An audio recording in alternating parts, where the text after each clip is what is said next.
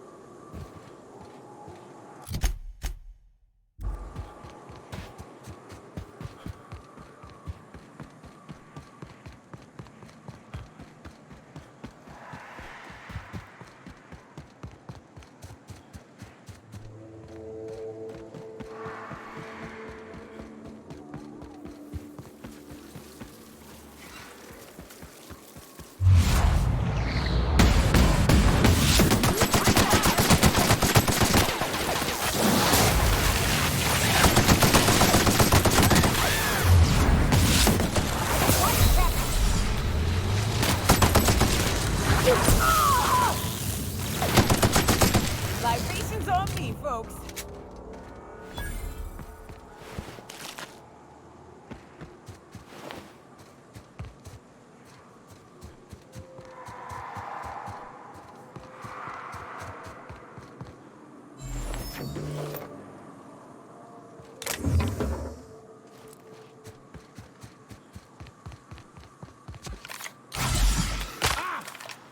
Raps. Let's clear this sulfur-sodden fucks out so Hayes can rest in peace.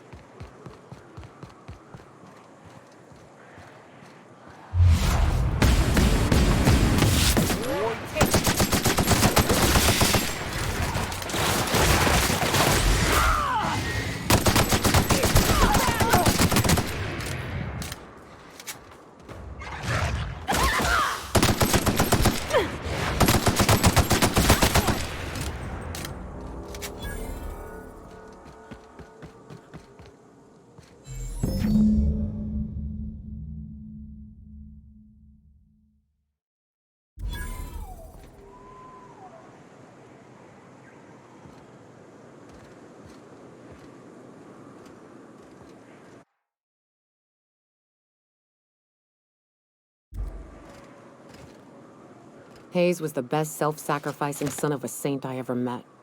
Halcyon is worse off without him. Now, if we're gonna lure the Manta Queen out, we'll need to find Rebecca and Anders.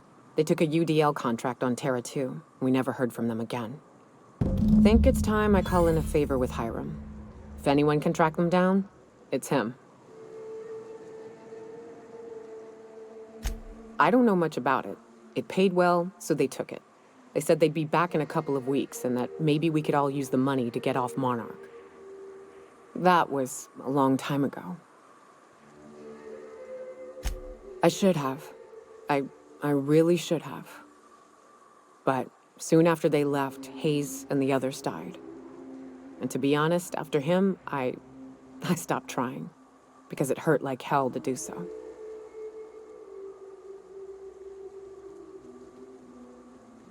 Thanks. I'm still not convinced I won't come to regret it, but we've started down this path. Might as well see it through. Maybe it'll stop me screaming at night. Now come on, let's make tracks before Hiram dies of old age.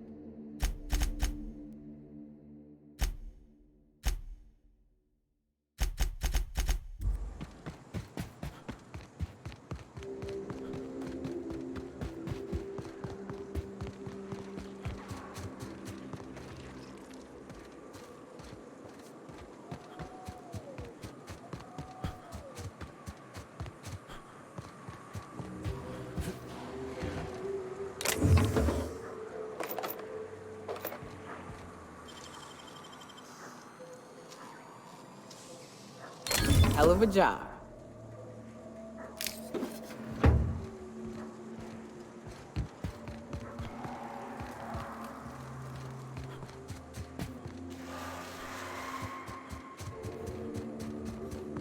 Huh?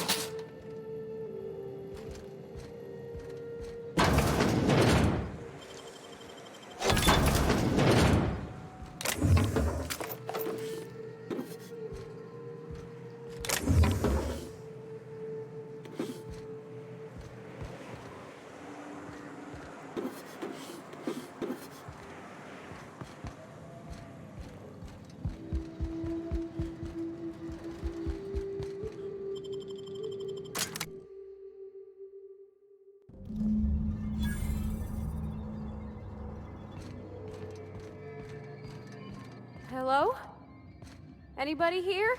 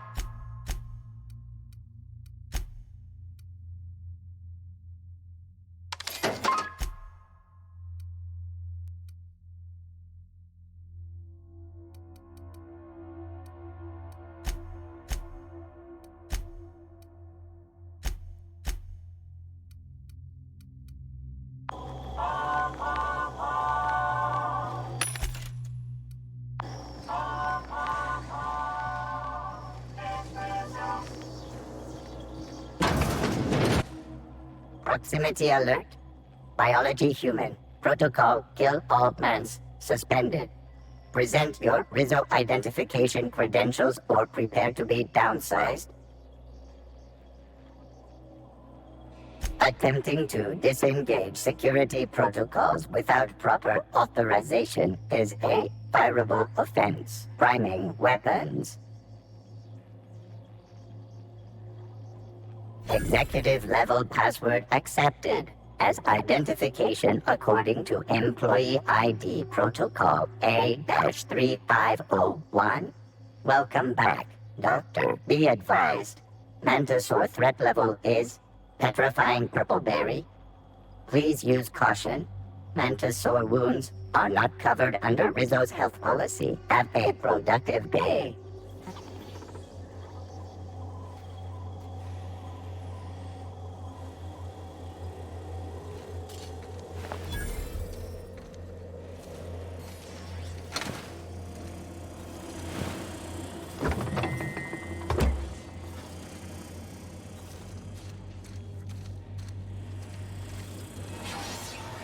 Have a productive day.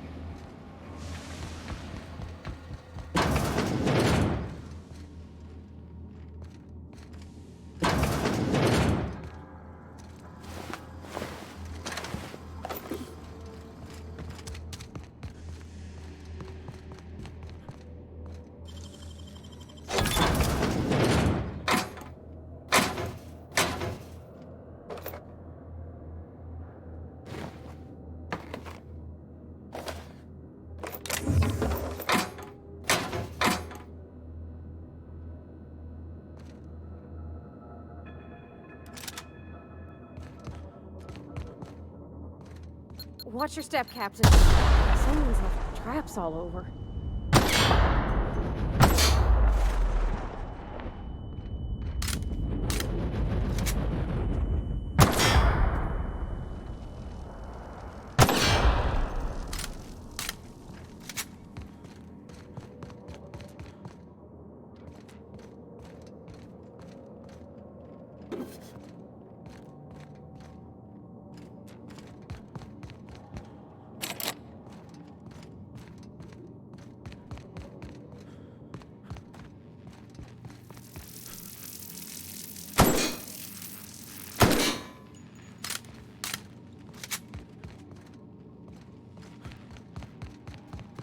Processing.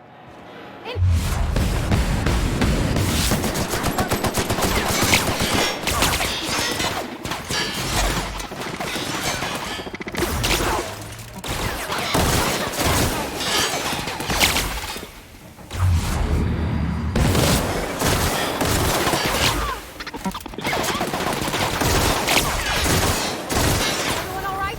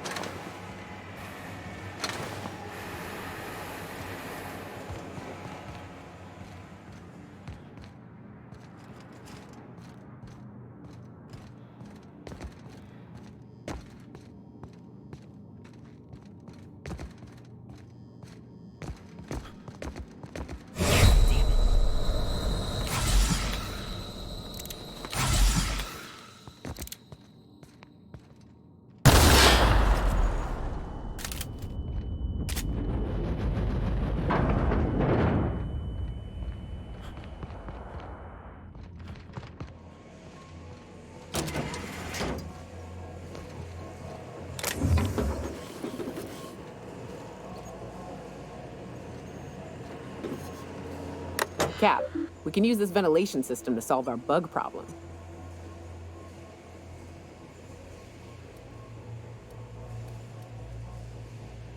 Manosaurs need an oxygen-rich environment, more than we do. We drop the oxygen levels a bit, we can suffocate them.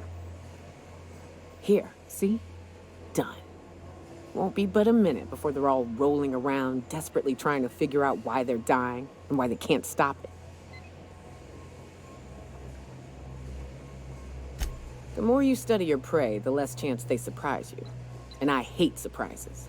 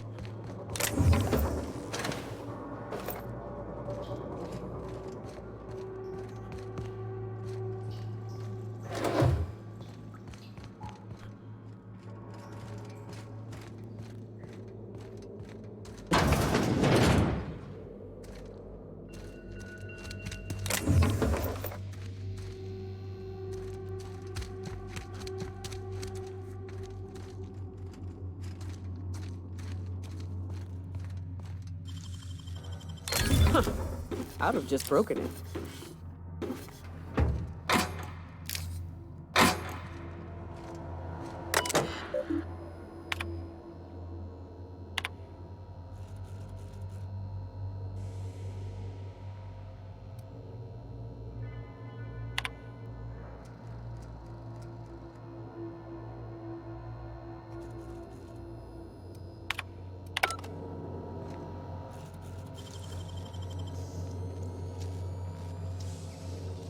So, you got that?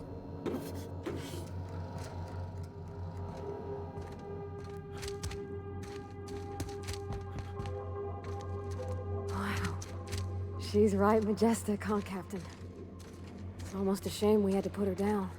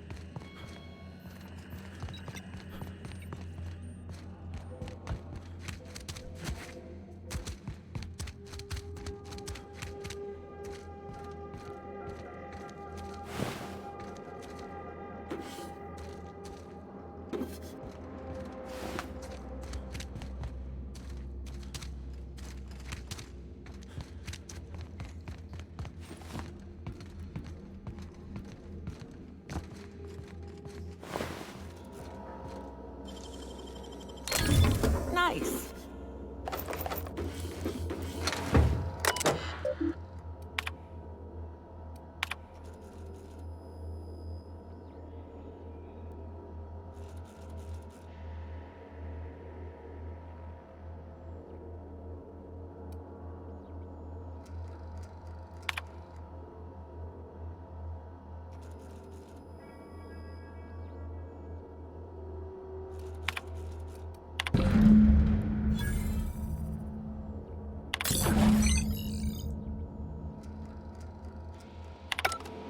All this machinery's making me a mite nervous.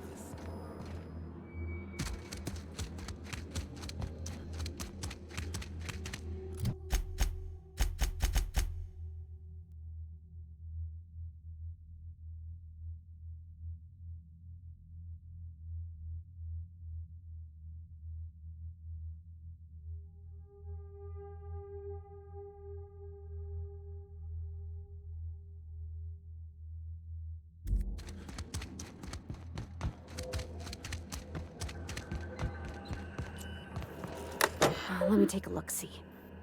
Okay, I'm thinking if I patch this into our fuel cell network, we can use the empty tanks to hold this ulta-wada-biddle stuff. Just gotta compensate for the pressure difference. We burn liquid reaction mass, not gas, and the cells are distributed all through the hull, so I gotta isolate the empties. Of course I did, Captain. Just gave it a little jiggle.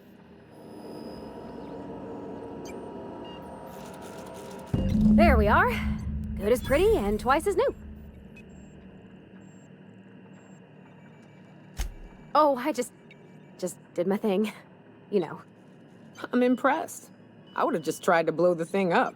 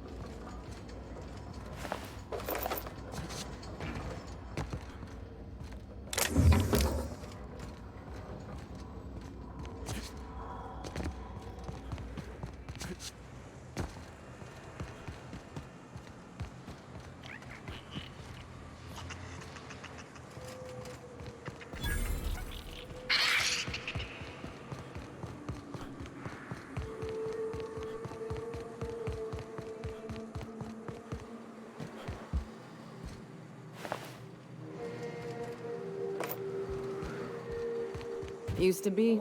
You can get the best wine on Monarch here. I would have liked to seen this place before it was all boarded up.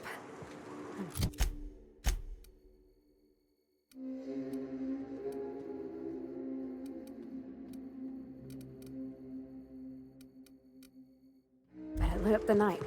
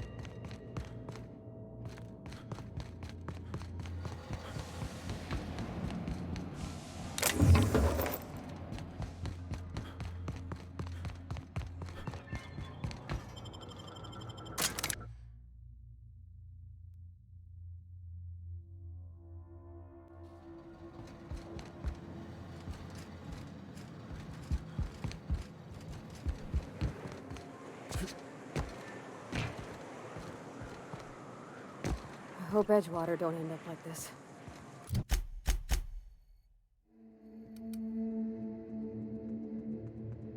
This is what you get when a corporation takes a dump and walks off without cleaning it up.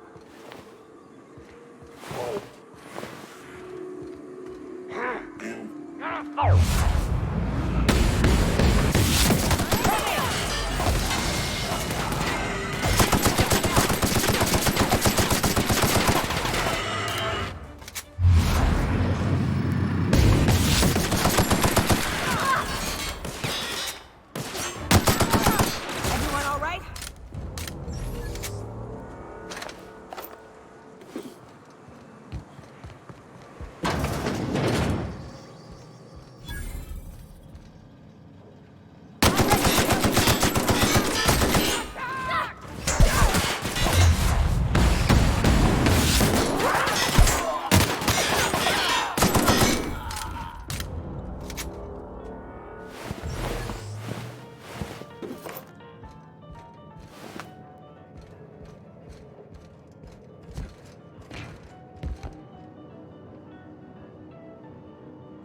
Aren't those cakes just about the cutest little things you ever seen?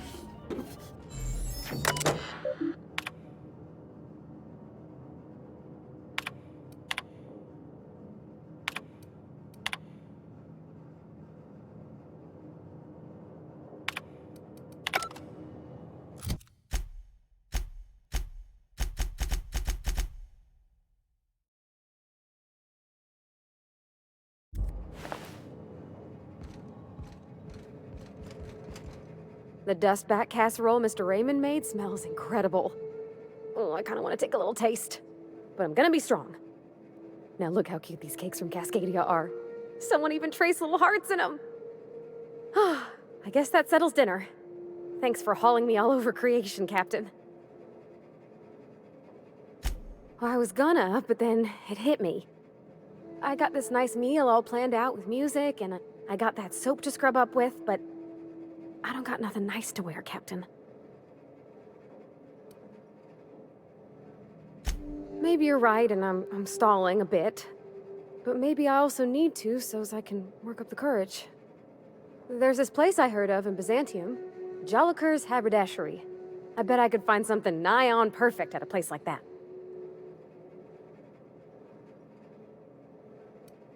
Well, not today, no, but maybe someday. I know this is all a little crazy, Captain, but I think it's gotta be this place. I saw the lady who runs it on Aetherwave, and, well, she made everybody she dressed feel better. Confident. Thanks, Captain. I know I've been asking a lot, but you help me out every time. You're the best.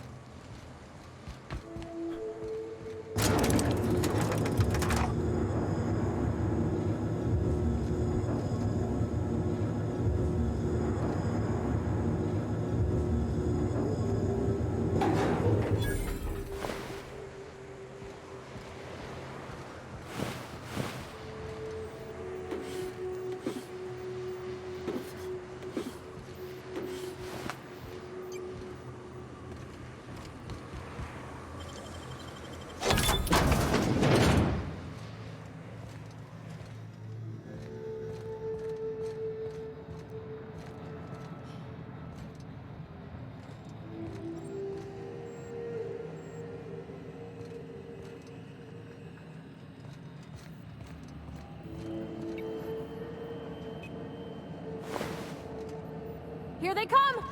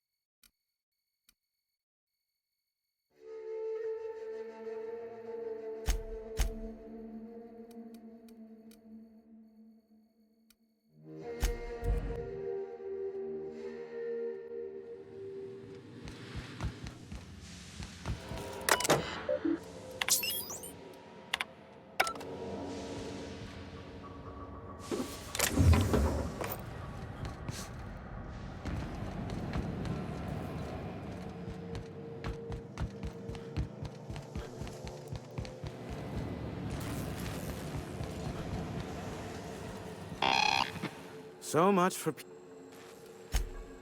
Oh, great. I love doing pro bono work for friends. Aw, you called us friends. I'd normally entertain your self-aggrandizing delusions, but this time it's important. Important to you is not the same as important to me. Although I do recognize that you may have earned some goodwill during your months laboring for me. Tug on my heartstrings, why don't you? Look, I'll do what I can, all right? Rebecca Hodges and Anders Wadsworth. They took a UDL contract back when Monarch went to shit, and I need to find them. I believe them to be on Terra 2. If UDL hired 2 hunters back then, it would have been for creature clearing purposes, round 1 of their Spacer's Choice outposts. These are the coordinates for the outpost under the last UDL contract. Now scram. And, good luck. Be a doll and shoot any marauders you spot on the way down.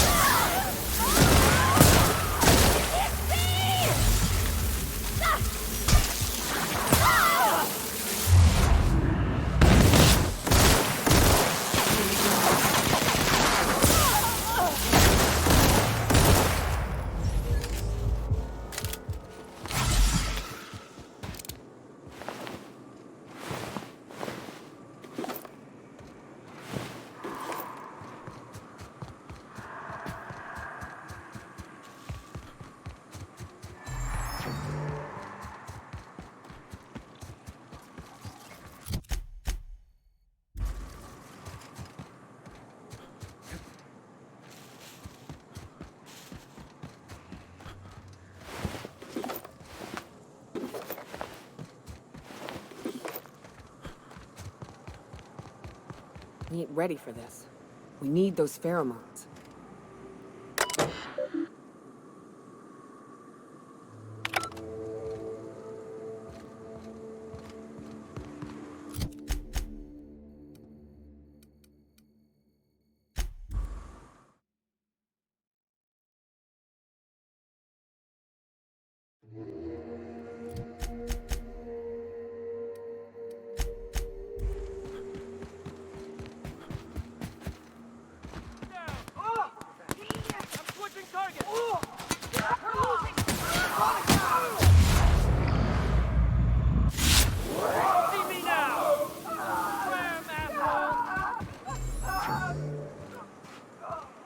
Huh?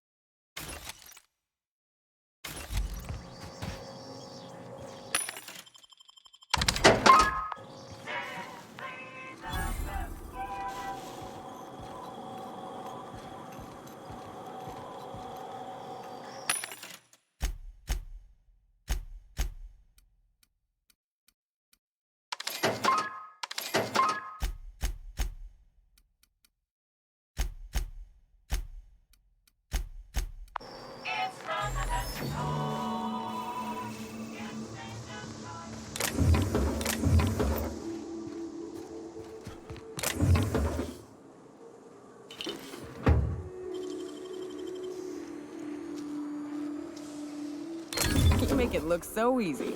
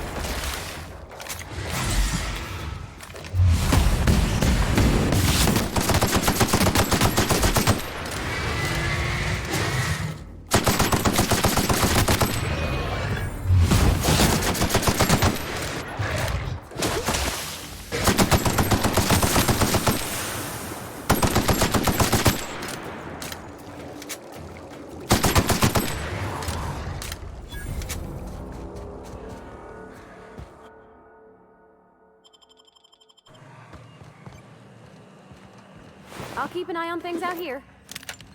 Yeah, me too. You have fun, Captain.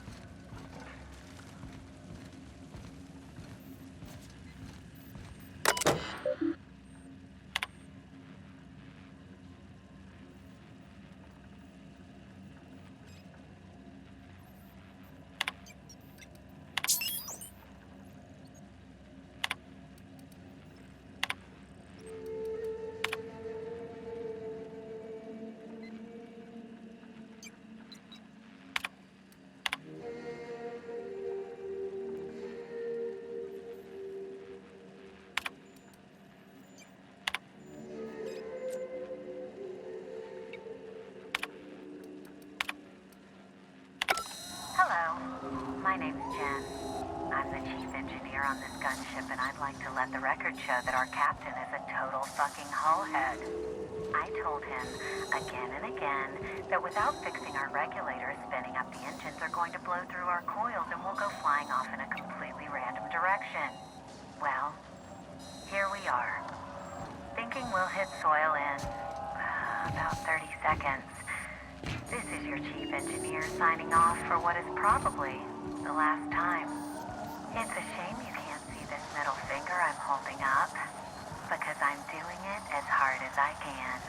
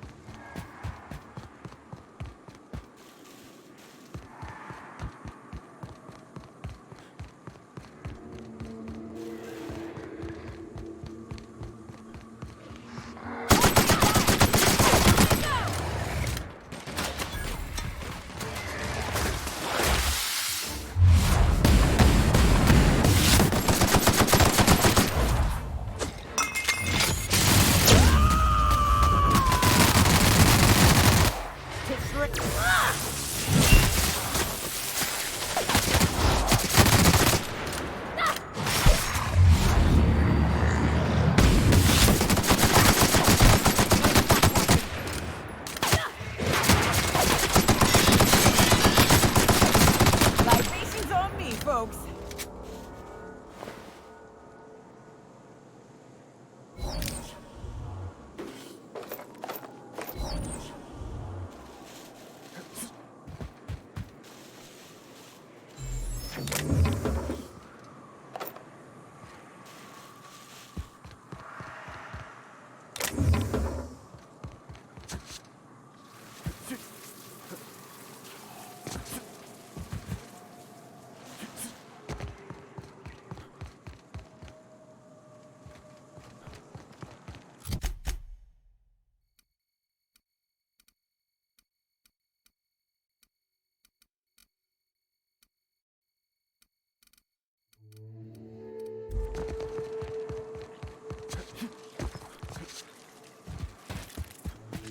Watch out!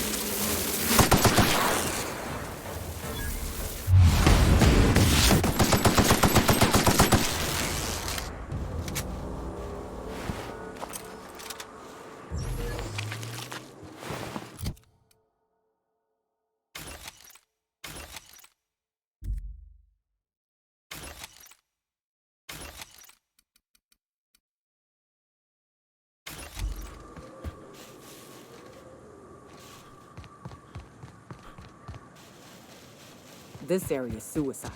If you got a way around it, ain't no shame in taking it.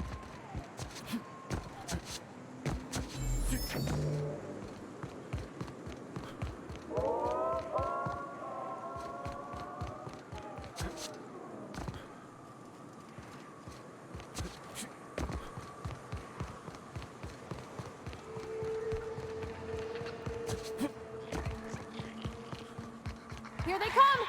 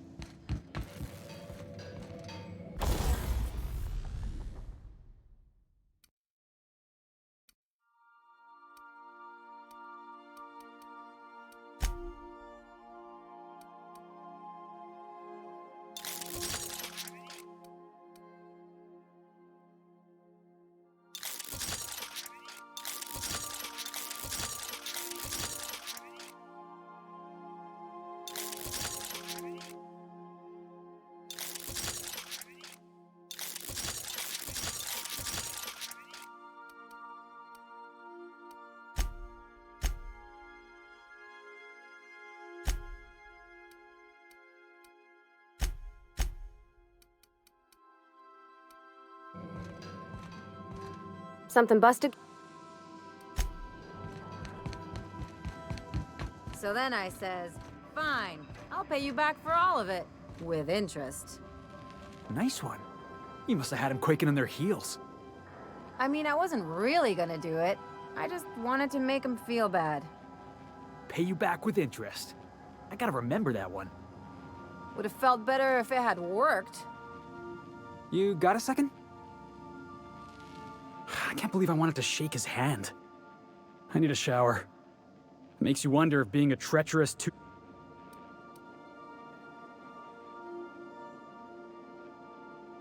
At first, I liked what Graham was doing.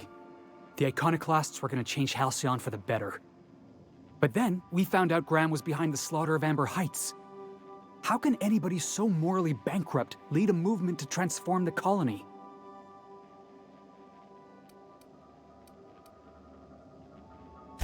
Yeah, maybe you're right.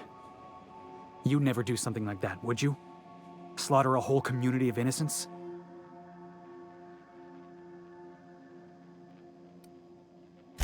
I'm sure Graham told himself the same thing.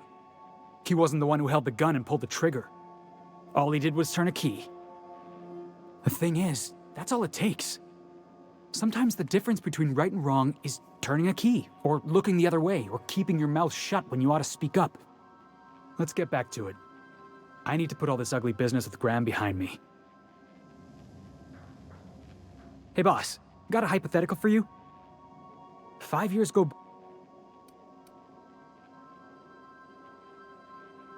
Guy by the name of Clyde Harlow. He was an old friend of mine. Honestly, he was probably my first and longest friend. I just heard from him. Says he wants to talk to me. Says it's urgent. Clyde's waiting for us on Scylla. What he's doing on an asteroid, I can't begin to imagine. I appreciate this, boss. I know you're going out of your way for me. What's on your mind? Yeah, sure.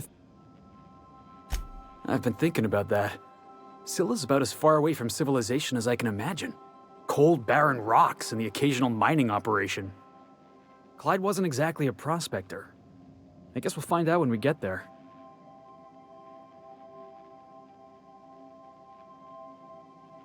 Clyde was my first friend, but he was also my mentor. Taught me how to think, how to question, how to disobey. I figured the board got him in the end. Some guys with black uniforms snatching him off the street in the middle of the night or something. Yeah, I was just a lonely orphan kid getting my knuckles dirty. Clyde? I want to say he saw some potential in me. Like as not, he just took pity on me. So he took me in. Gave me a place to live, gave me something to believe in. That's what I don't know. The message was light on details. No explanations, as usual. Clyde, he was a blustery old cuss.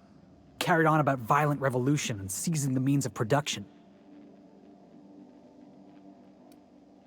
Clyde wasn't an idiot. He kept his head down, worked hard, did as he was told. You're not going to catch him standing on a soapbox decrying the tyranny of the board. But when the Mardets had their backs turned, oh yeah, he carried on about starting a revolution. Said he was going to do something big. Yeah, but... Something on your mind?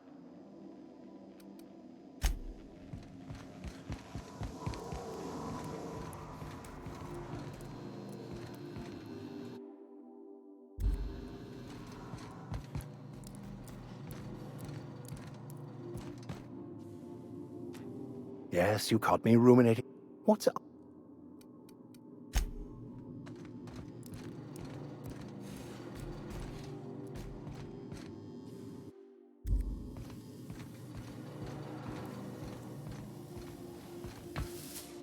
Dust accumulate.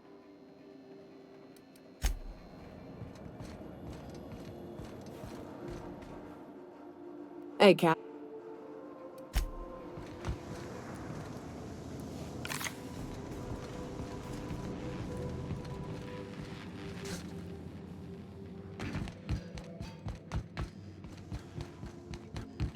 Our fuel cells are now primed with Alta Vitae gas. As the organics say, let us hope we do not explode in transit to the groundbreaker. Welcome back, Captain. How can... Goodbye.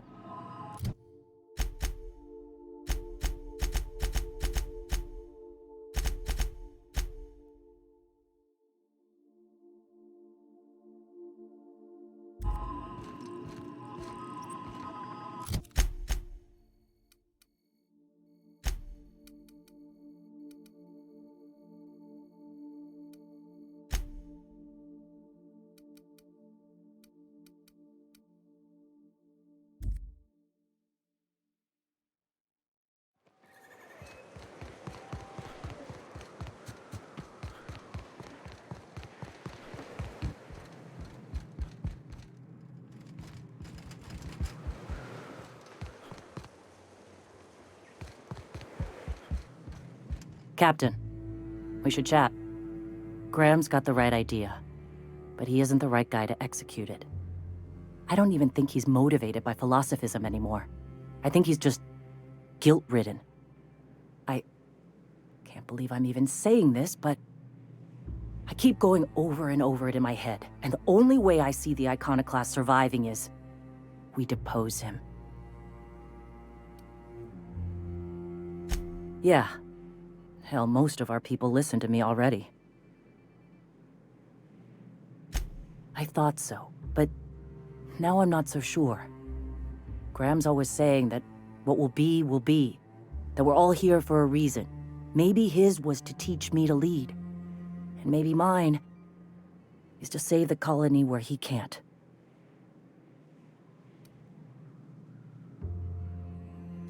Sometimes you gotta do what's best for someone, even if they think you're wrong. Even if it's painful. When we're in Stellar Bay, They'll come around. Take Stellar Bay. Lick our wounds. Eventually, figure out how the hell we're going to spread the word to the rest of the colony. I'm going to confront him. Can I count on your support? Okay. Deep breaths. This is what's best, Zora. Time to save Monarch.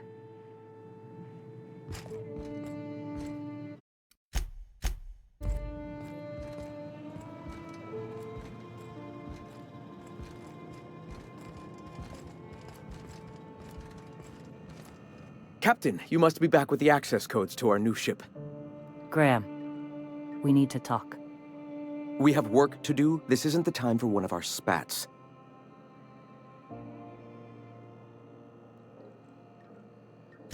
What? Zora?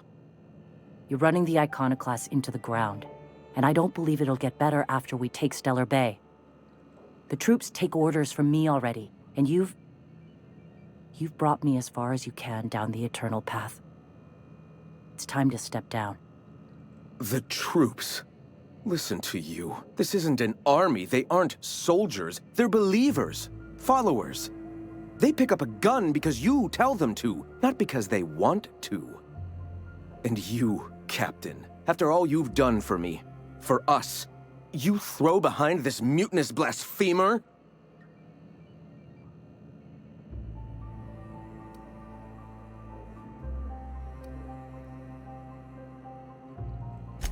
How can you say that, after all I've done for the Iconoclasts? They wouldn't be here without me.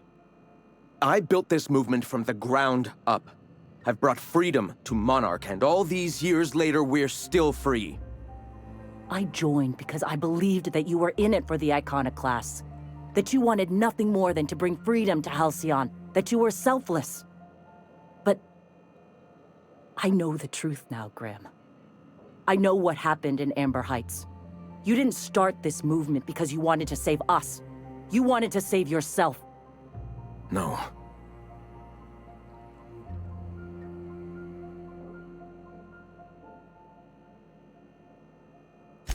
I've spent years atoning for my sins.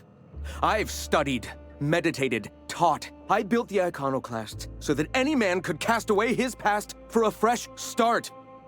That's your answer, Graham? You needed a fresh start? After all those innocent lives? I'm sorry. I believed in you once. I did. But it's over. Stand down. I won't. What happened back then was a mistake, and the colony has moved on. This is my movement. These are my people. If you want to lead them, you'll have to kill me. Please. Don't make me do this, Graham. If this is where my path ends, I accept it. But as long as I draw breath, I will not abandon them. So be it. Watch out! Yeah, that's how we fucking do it.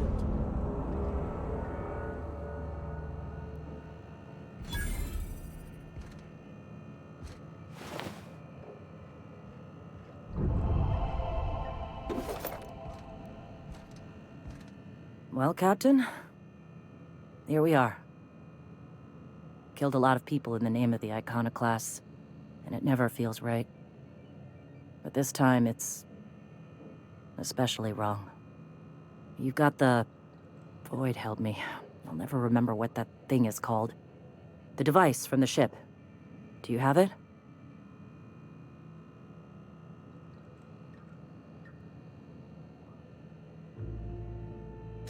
I've thought about it, but I think we're too far gone. Pulling Carlotta's support was crossing a line.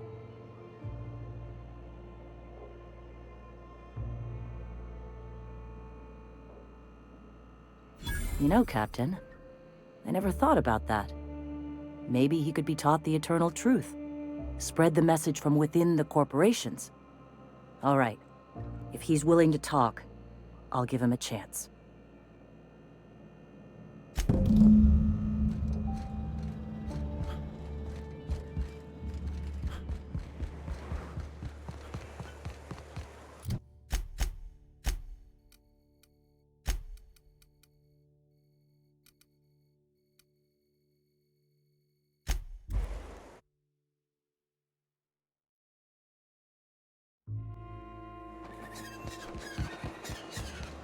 So Ada isn't really alive, but she can still talk like a person. What about Sam? Is he the same thing? Sam's an automechanical thing, not a computer brain thing like Ada. I don't think Sam understands gender, so you can call him it if you want. Right, but she's a machine, he's a machine. How are they different? You know how I said Ada was special? Her wiring's a whole lot more complex than Sam's, so she can simulate a personality better than he can. She got more tools in her box. So he's following his own rules, making everything obnoxiously clean because he has to. Maybe I ought to let up on him a bit. If the Iconoclasts reach that ship first, there won't be...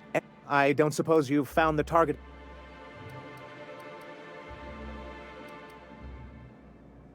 Well, because the module controls the weapons systems. Because once we mount them on Stellar Bay's walls, no Marauder or Raptidon will ever be a threat to us again. Stellar Bay will be as secure as any other settlement in Halcyon.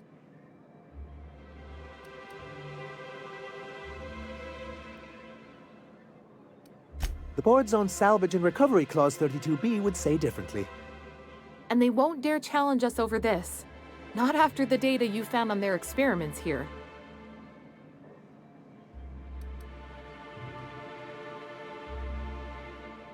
Look, Celia, he's being funny again. I don't think so, sir. Really? Well, I could have sworn... Well, that's not important. What is important is that there's a considerable distance between us and that ship, and most of it is inhabited by Marauders and Raptidons.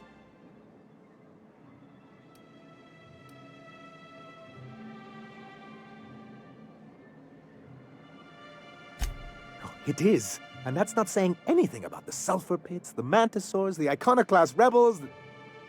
Celia, do we have any pep pills? I'm feeling lightheaded. I'm afraid you finished them going over the sales reports last week. Oh, well, I suppose you see our predicament. Can you imagine what those maniacs would do with weapons like that? They'd wreak havoc. And roll back all the progress we've made at reconciling with the rest of Halcyon. Oh, I've known their ilk long enough. Even if they merely sat on the scraps, the threat of a bunch of anarchists holding a gunship would bring the full wrath of the board down on Monarch. We can't afford that. I'm skeptical they'd care enough to wipe us out, but if they did, we wouldn't stand a chance. Oh, you see our quandary then. Don't worry. We'll send an engineering team for those later. Of course, they'll be useless without that targeting mod. Which is also why we can't let the Iconoclasts get them. Good, because... That's surprising. The board's equipment is usually in top shape. After all, they have first access to any fresh parts or components.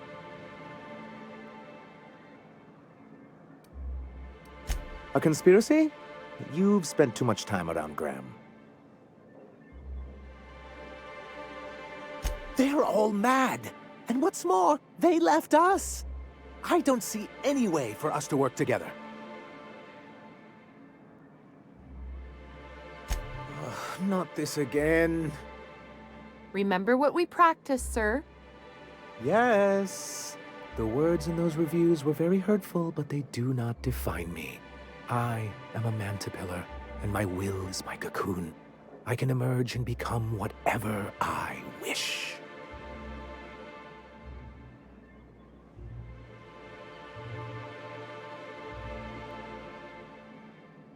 You too? He has a point, sir. And it's not all bad. Supposing you're right, who exactly would you have me work with? The Iconoclasts are not the most compromising sorts. Oh, how do these things ever start? Once upon a time, Graham and I saw the same problems with MSI. A rigid corporate structure with no regard for its people. But where I wanted to reform MSI, he only wanted to take it apart. as if starving in the wilderness is somehow better than starving under corporate mismanagement. He wouldn't hear reason, and I doubt any of his successors will either. That's an interesting suggestion. I confess I don't know much about her except that she worked for Rizzo. There ain't a body on this planet that can keep a group patched up like she has. I don't know how she does it. I'd be willing to consider it, but I need to see her review first. One can't be haphazard about these things. Besides, if you think her skills will complement mine, then we should see what those skills are. Excellent. Her review would be in the Rizzo offices in Cascadia. Bring it to me, and I'll see if she's qualified.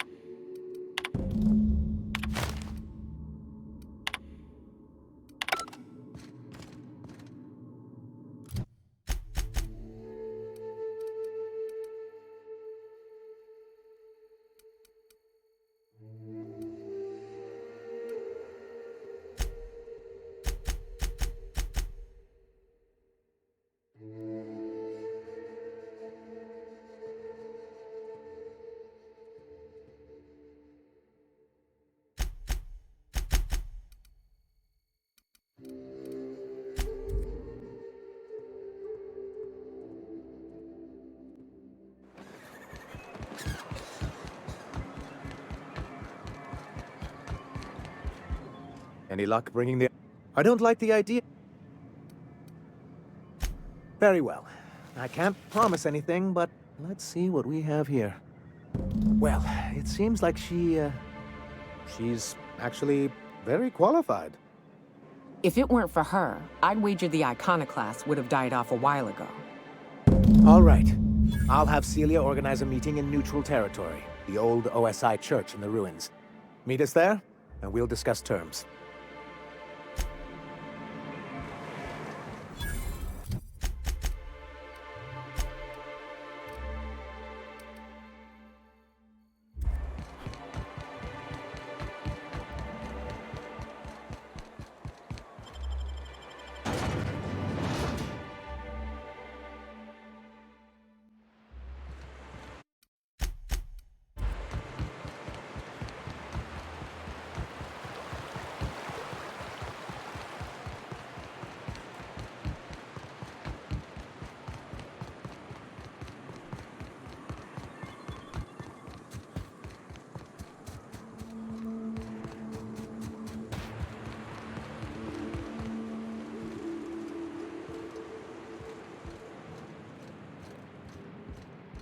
Hey, thanks for coming.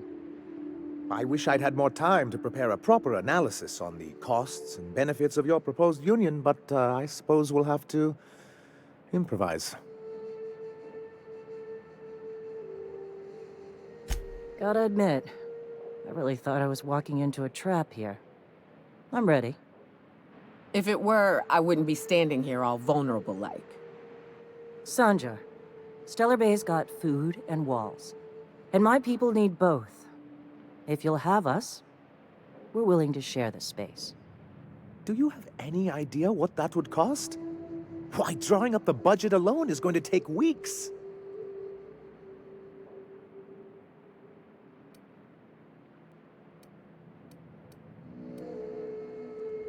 Not good enough.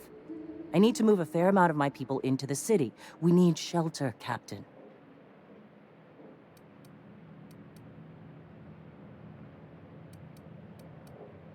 Suppose some of our healthier folk could offer aid. Some of us need to stay in the city proper, though.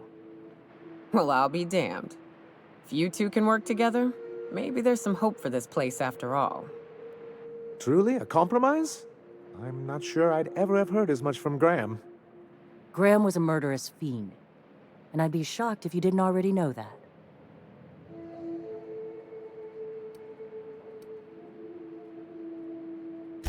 His friend? Are you fucking kidding me, Captain? I've been standing with Graham for the better part of a decade, while this paperclip cowboy sat behind his walls. This feels like one of those times when everyone at headquarters but me is laughing at something, but you two aren't laughing. Amber Heights, you haulhead. 10 years ago, Graham had all those people killed. What? That's not possible. Even for him, that's going too far.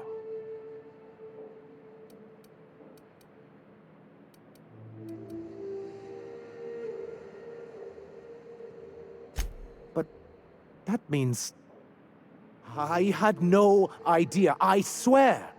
Look, we were both fed up with corporate leadership, but I never guessed he'd do something like that. I think he's being truthful, Captain. I feel it in my gut. Kinda nauseous, but ticklish? You can't take bureaucrats at their word. You back someone into a corner like this, and they'll say anything to get out of it.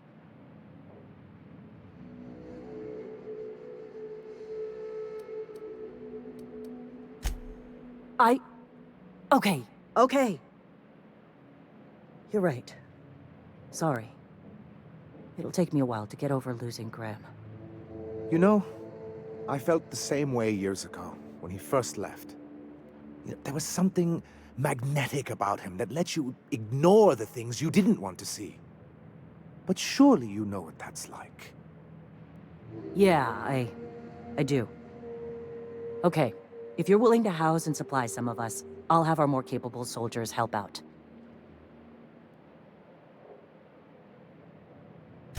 As am I. Oh, I can feel my blood pressure lowering already. Thanks for coming out, Sanjar. Guess I'll see you at Stellar Bay. Gotta be honest, Captain. Never thought I'd see the day. You've done a good thing for Monarch here.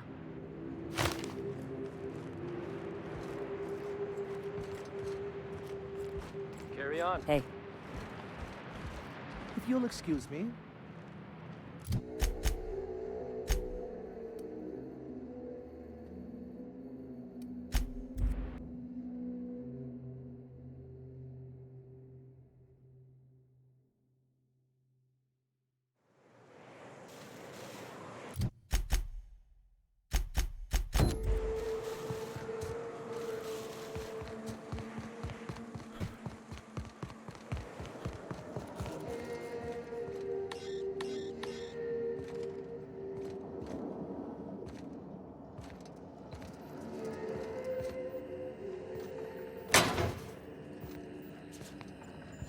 They'll never see us.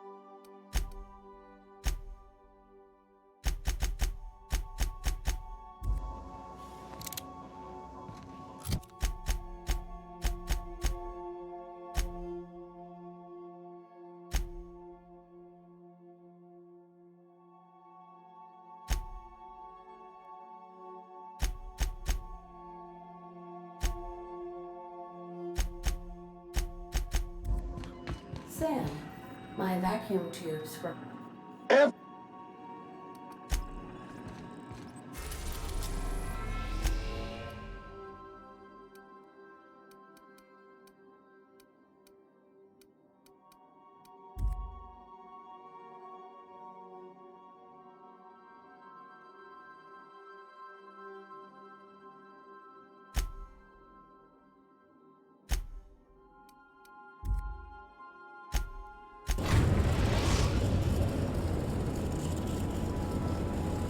We've arrived at the groundbreaker.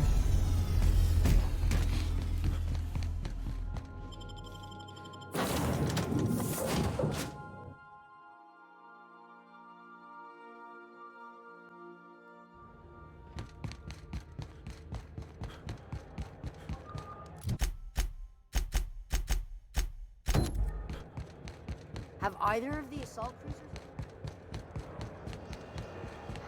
Yeah, but isn't this... BC?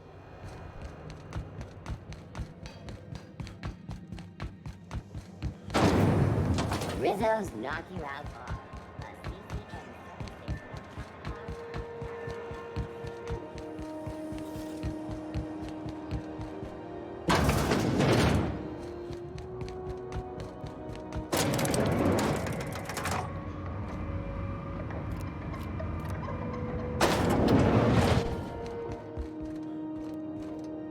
That gas is going to make us a fucking mint. 120-some cubic meters of it, at 1,000,000 bits a pop. Take this. You've earned it. When we get buyers lined up, I'm gonna buy a gold toilet to shit in.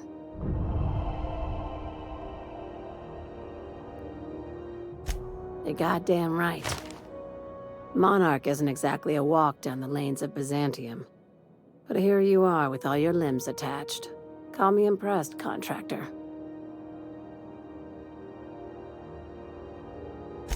No one you saw, anyway. Glad to see you're looking out for yourself. You've been keeping busy. I hear you took on some extra work at Fallbrook. Catherine says the factory needs some repairs before it's back to working order, but at least it's under our control. Hey, when you were at the slaughterhouse, those swine didn't give you any strange looks, did they?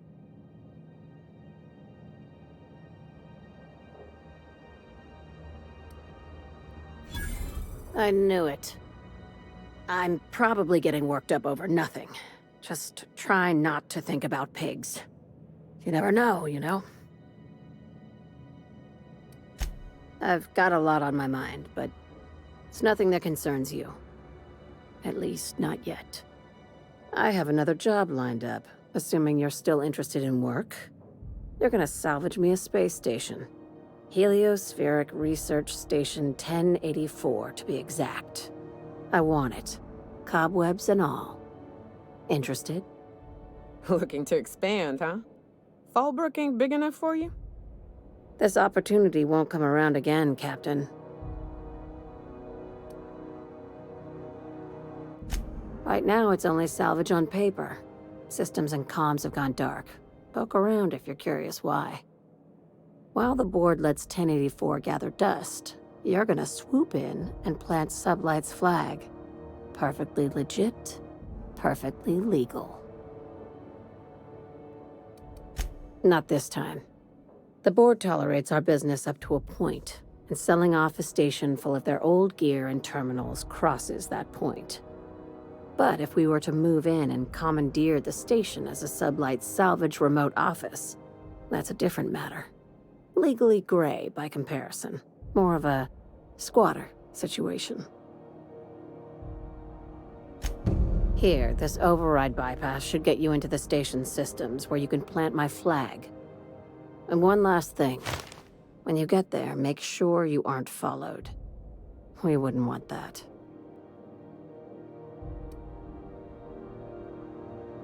I'm being smart. Try it sometime. I'm on the heels of something big. Play your cards right and I'll clue you in, but right now, I'm not sure who I can trust. Just be careful. Someone might try and use you to get to me.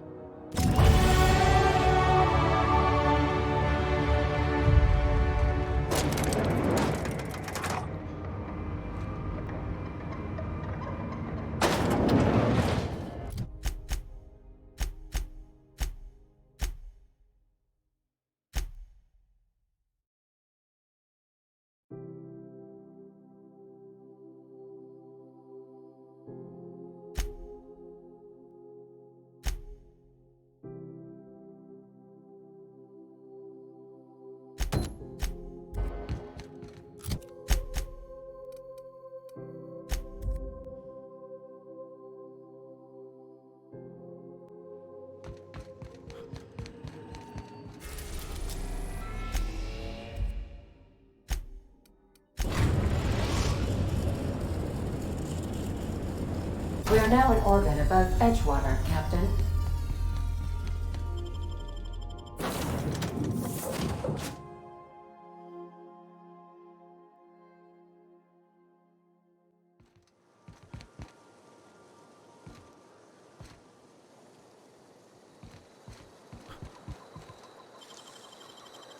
Making it look easy.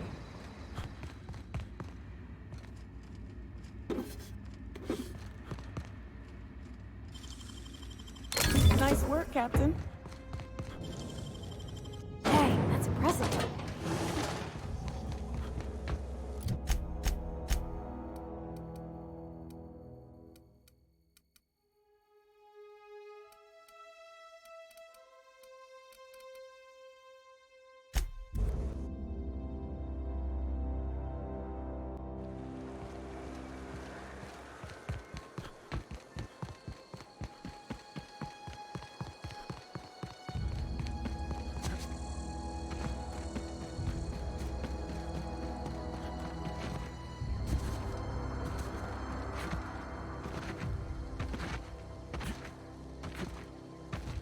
I'd wager this is the outpost.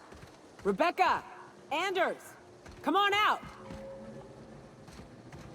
You are.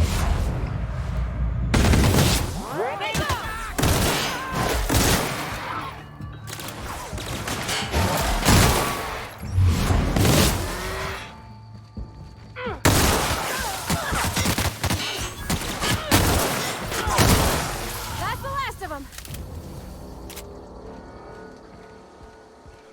Hey, take a gander. The door's busted. Rebecca? Anders? You in there? Huh. Rebecca taught me this once. You can jerry-rig these old locks so as they don't open anymore.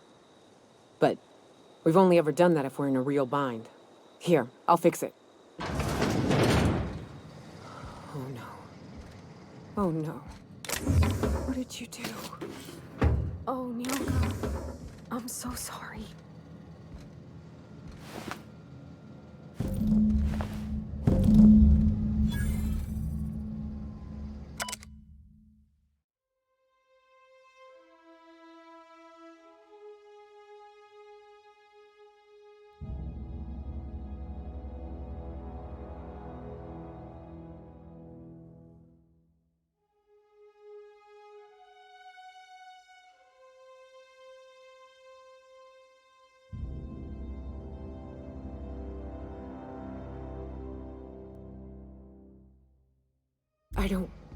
They were...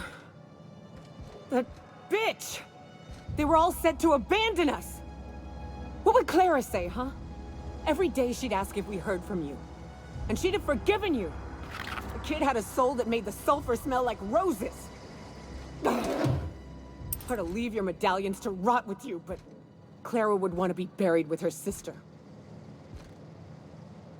At least I know. Ought to have learned by now that getting one's hopes up tends to open them to being dashed across the stars. I hate to say this, but Clara died thinking her sister was still fighting to get back home. I think I'm glad. If she were still alive now, it'd break her to know the truth.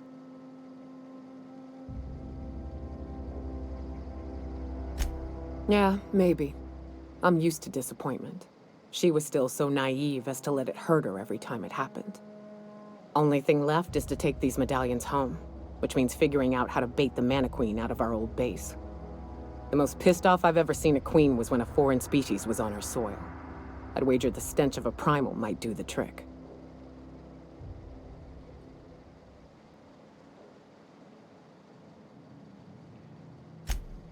That'd be boring. Half the fun in exploring is the fact that you're on an unknown trail.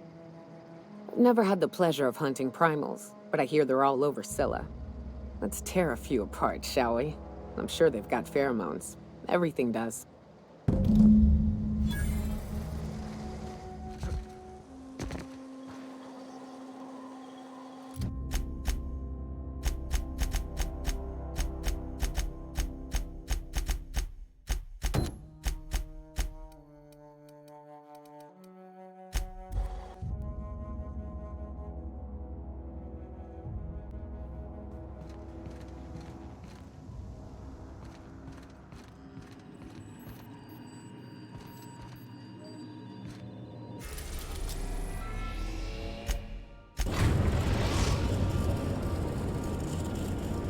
We've reached HRS-1084, Captain.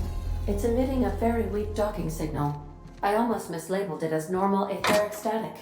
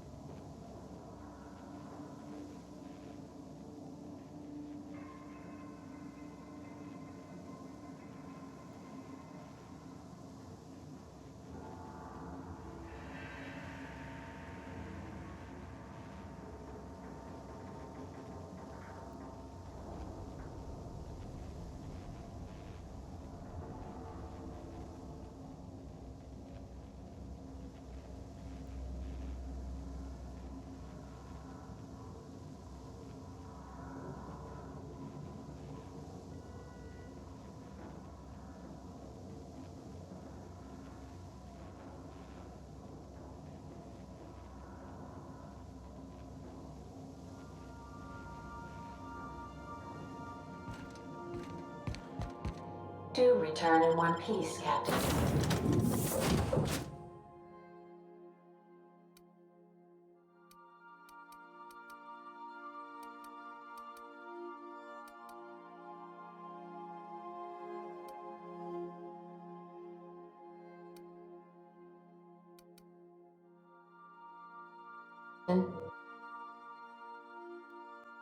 Don't know how you managed to get Zora and Sanjar in the same room.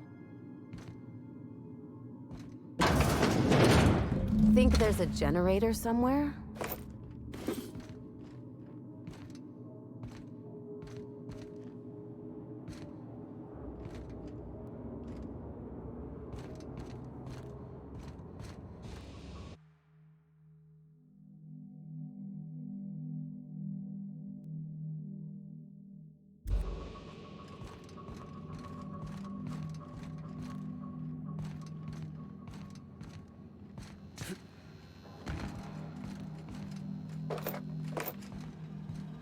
Okay.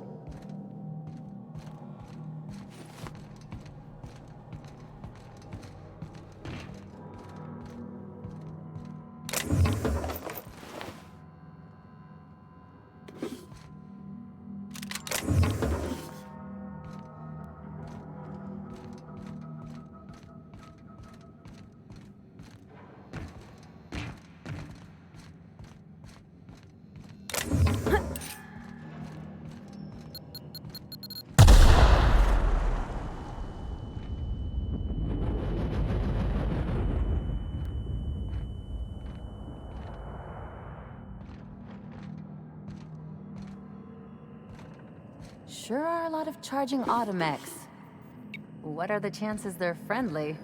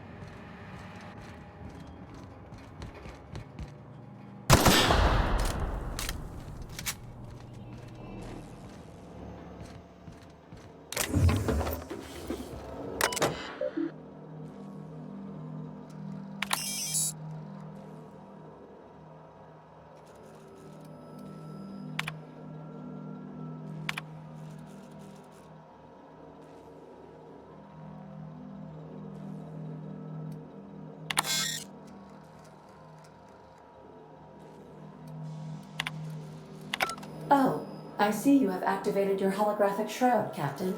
Excellent. Becoming indistinguishable from an authentic UDL trooper will prove advantageous to your current situation. A UDL vessel has been tracking our position and just recently docked with the station. They are patching into the station's transmission lines now.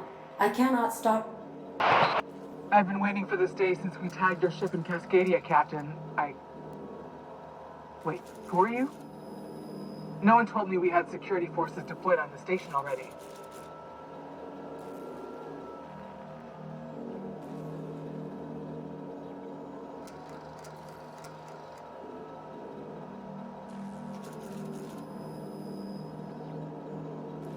Roger that. Just as a precaution, I'm sure you won't mind if we turn on the station security systems. Can't be too careful. We'd hate to leave this location undefended after a close call with outlaws.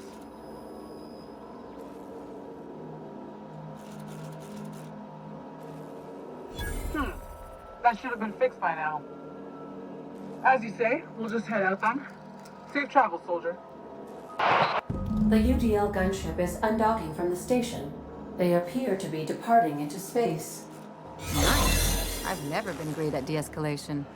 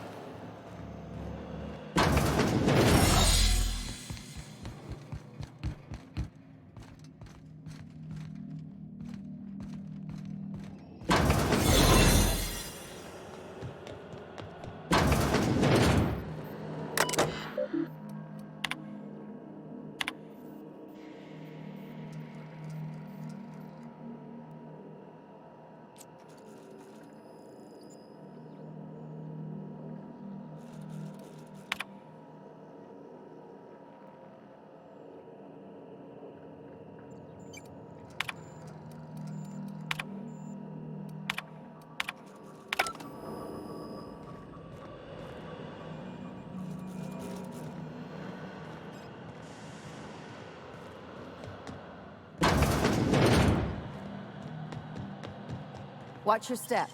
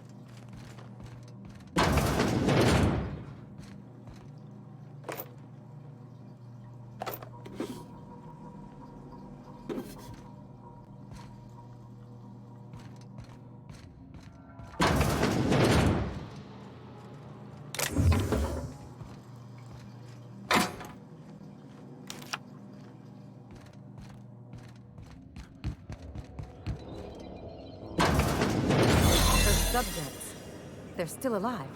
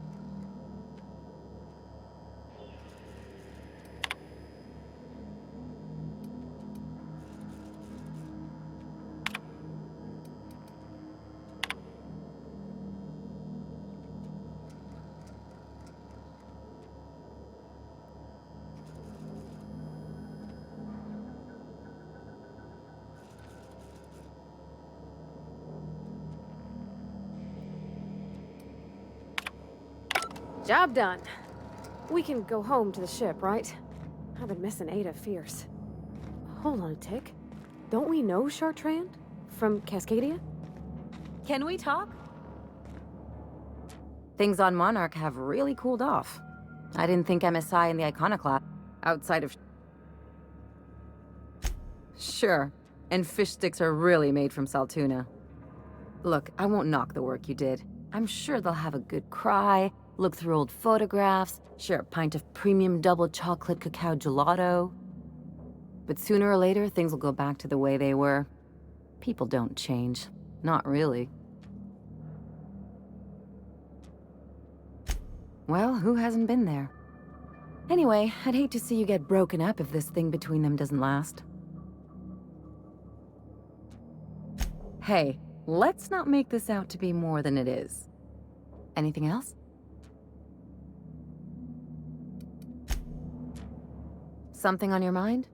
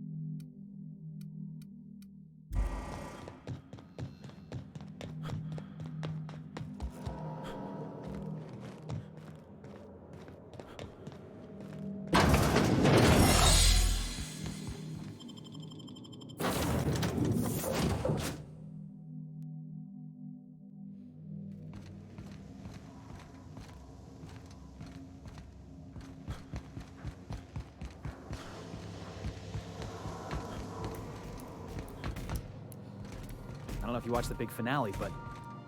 Something on your mind?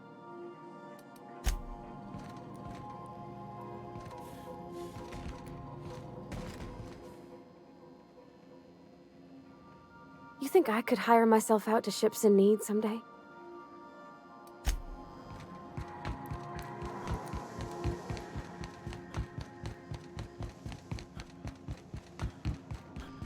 Captain, I wish to offer my commendations for convincing the UDL's gunship to leave HRS-1084. I did not favor the idea of being stripped and sold for parts. Welcome back, Captain. How can... See you soon.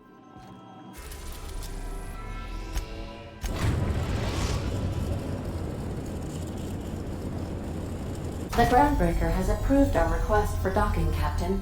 You're free to disembark.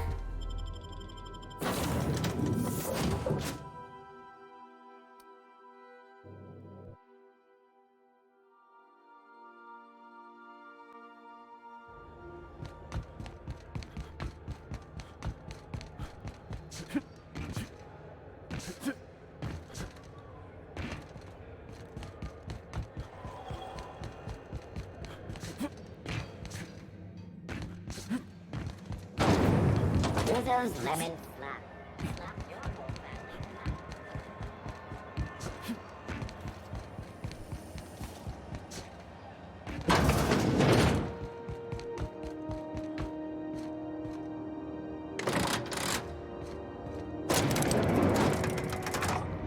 Something on...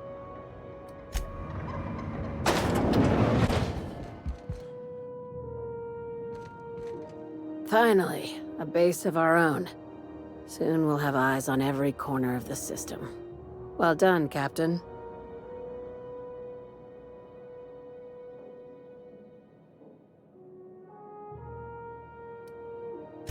I heard about that.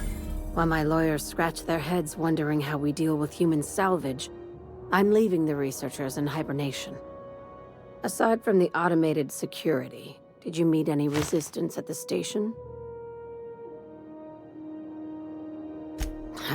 I knew it. They've been shadowing us since Monarch, maybe even longer. I've been less than honest with you. Your assignments weren't strictly about the salvage business. You might have figured that out already.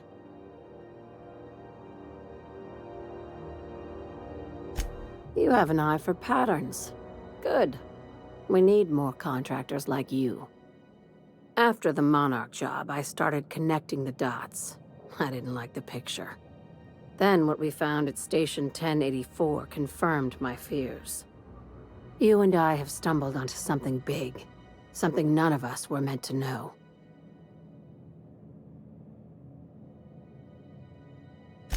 Maybe the worst. Ask yourself why a skeleton crew was studying that Alta Vitae gas in secret. Ask yourself why stockpiles were hidden on a planet full of monsters.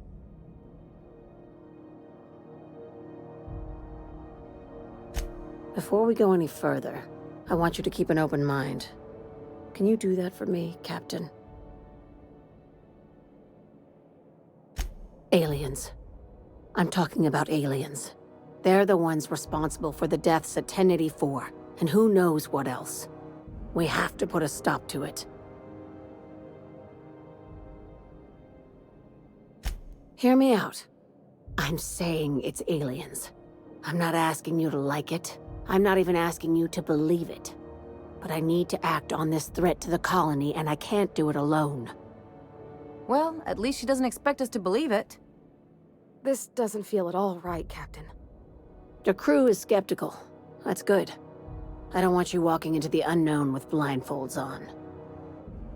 I assume you have questions? If we're gonna see this through, I'll need your trust and commitment. Now's the time for setting doubts aside.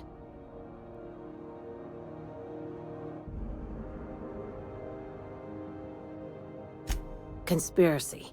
One carried out with the help of human collaborators, assuming they haven't all been replaced.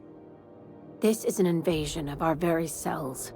That damned gas is mixing our nucleon with halcyon biology to twist us, change us, make us more like those monsters on Monarch.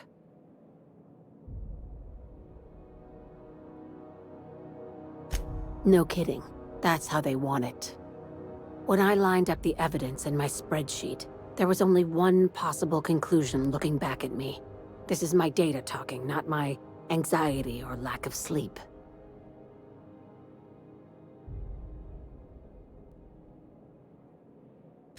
Sharing my findings took a calculated risk. If you were a spy, I doubt you'd even realize it. Only your cells would know.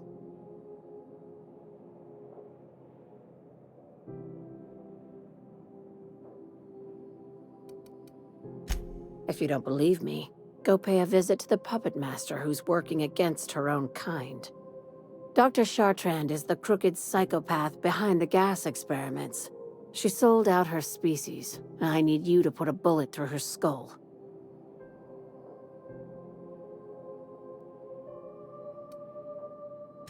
Just think of it as salvaging hope from the smoking wreckage of humanity. This is your initiation into a future with sublight. Want a steady position in our ranks? Buy one with a bullet.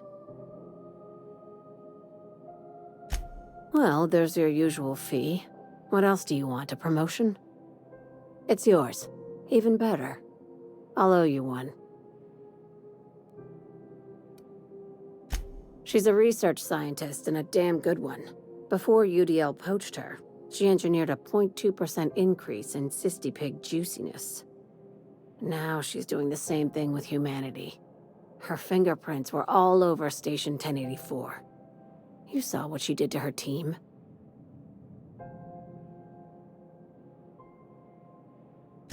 It's cute that you'd think that about me.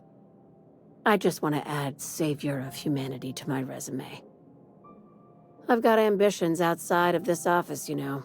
Besides, this way Sublight gets first dibs on alien salvage.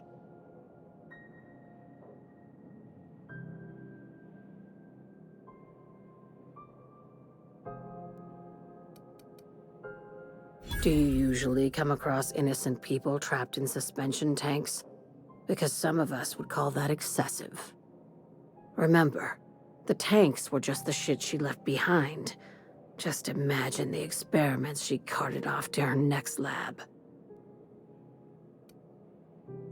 We're far beyond theories. Chartrand's logs, the gas, the suspension tanks, how much proof do you need?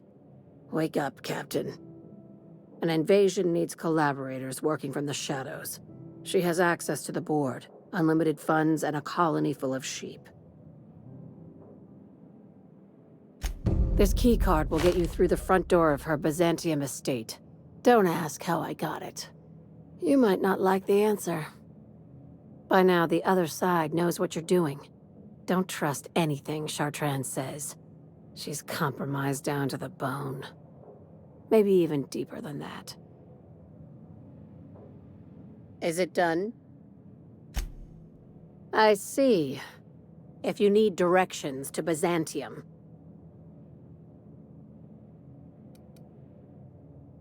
Not as much as I'd like. The board dispatched it to Earth on a resupply mission, I think. Why?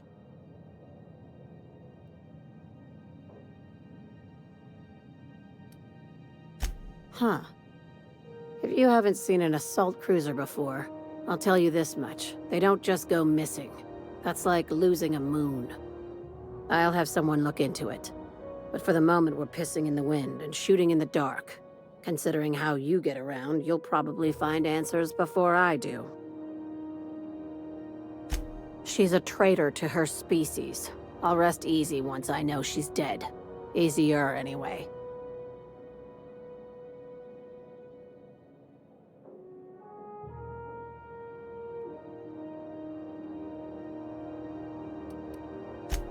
I'm on.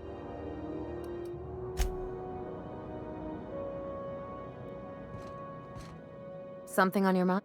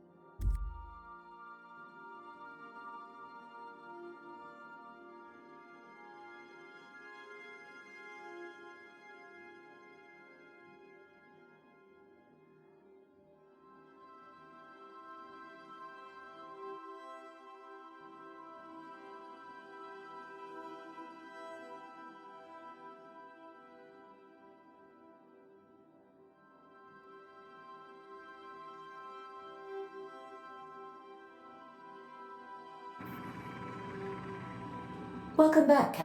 How? Mm-hmm.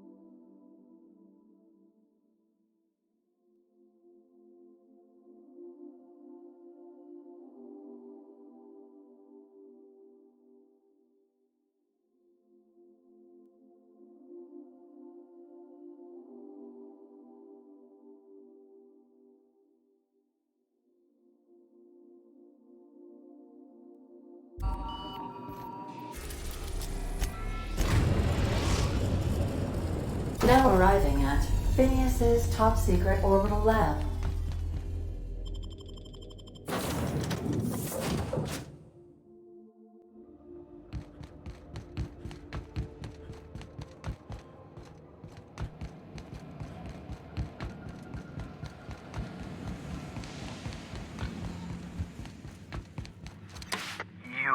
I'd clap you on the shoulder if I weren't behind a wall of bulletproof glass. I don't know how you did it, but Hiram Blythe just sent me everything I needed.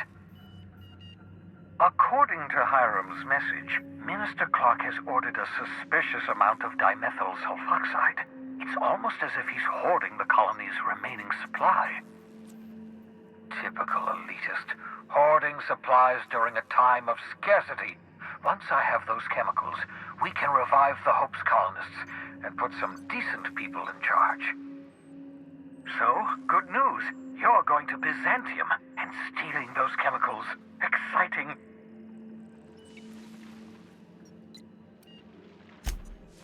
If I had time and several blackboards, I could explain the details to you, but to put it briefly, dimethyl sulfoxide is the reason you're alive today. The chemical is absolutely essential to reviving the Hope's colonists. I need you to steal as much as you possibly can. The more, the better. If you don't bring me enough chemicals, I might not be able to save the Hope's colonists, and then nothing will stop the board from destroying this colony. Aloysius Clark, Minister of Earth. Virtually every colony requires the presence of a Minister of Earth. Clark is complicit in every one of the board's crimes.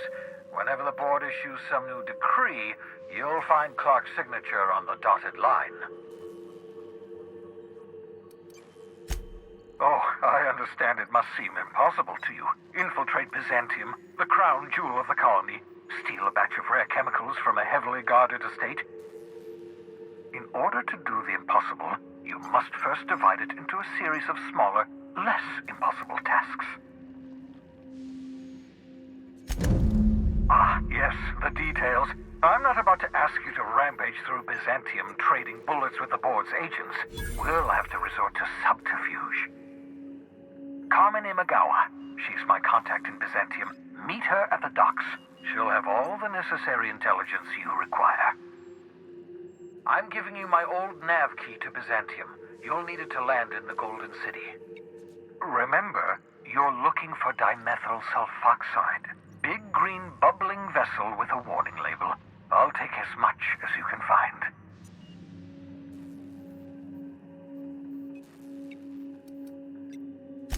Something about being discontinued due to severe adverse reactions. It's fine. You'll be stealing the chemicals, not ingesting them. You can trust her if that's what you're asking. Imagawa is the finest special agent in Byzantium that money can buy. My money, anyway. Of course, of course. What's on your mind?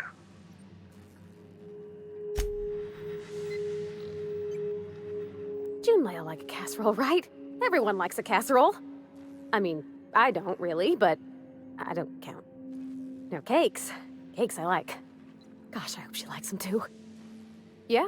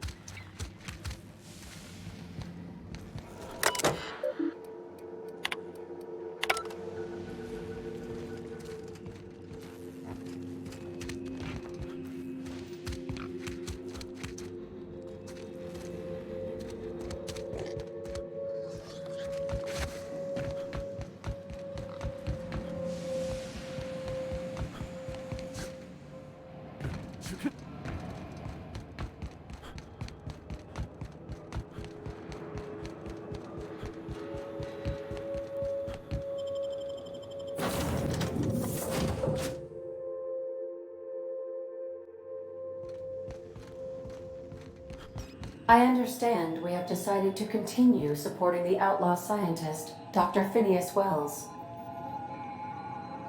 Welcome back, Captain. How may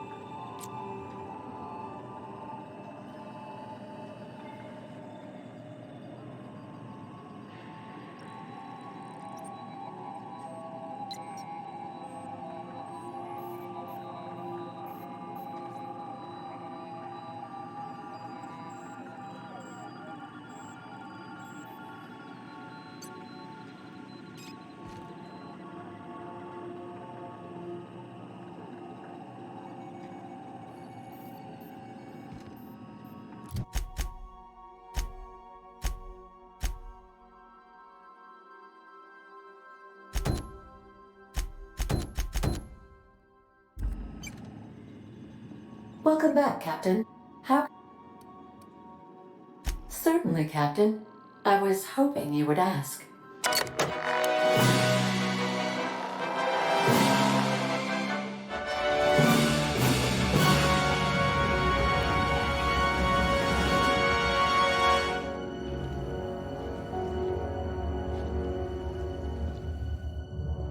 It was the law-forsaken parasites.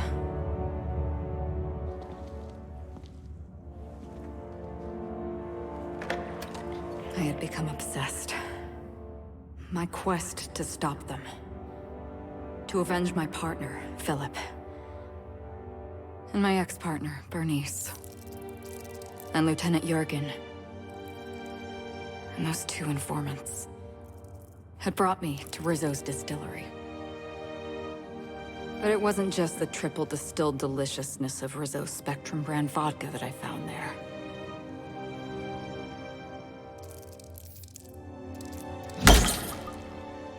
It was death. I made sure the Brain Eaters paid the price.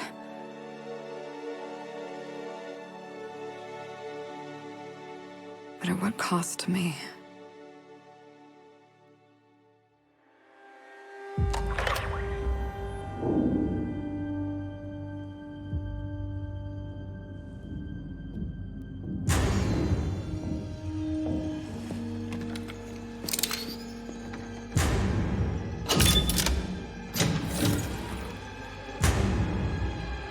It's you.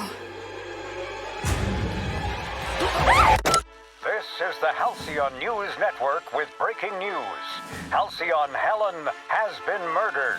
Administrator Ludovico of Rizzo's refused to answer the big question on everyone's mind. Who will Spectrum Vodka's next spokesperson be? Claiming that a special investigation must be concluded first. Captain, we have a communication coming in from one Administrator Ludovico. Get off the transmission, Cedric. we agreed to let me do the negotiating. Law be with you, friend. I am Administrator Ludovico of the famed Eridanos Atmospheric Complex. But there's no need to stand on formality. You may address me as Mr.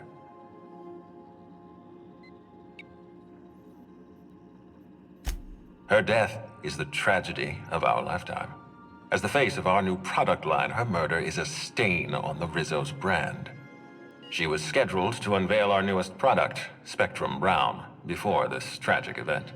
But we cannot move forward with our unveiling until we apprehend the killer. All right, Ludovico, that's enough. You don't know what you're doing. Let me handle this. Captain Hawthorne, Sublight's favorite freelancer. I'm such an admirer of your work. Cedric Kincannon, Sublight Underground. I'm so glad we're hiring a third-party investigator. No one wants to see a troop of UDL guards stomping all over my hotel. Least of all me. The murder of Halcyon Helen is a heinous assault on this colony. I look forward to watching you find the miscreant responsible and drag them out of the shadows.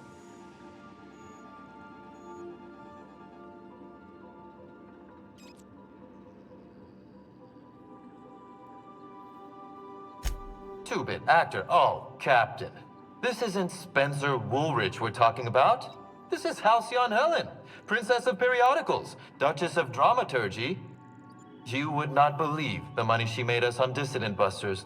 For law's sake, Cedric, could you show a little discretion and not bring up your contraband operations in front of an outsider? Ludovico, you wound me. I'm establishing rapport with our new contractor. Let's not give him the impression that you can't be trusted. Do you really want to do this right now, Cedric? You want to antagonize me while I'm negotiating a contract?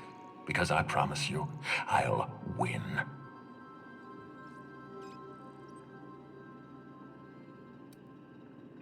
Yes, exactly. Thank you. Honest to law, how hard is it to hire a freelancer? Apologies, Mr. Ludovico.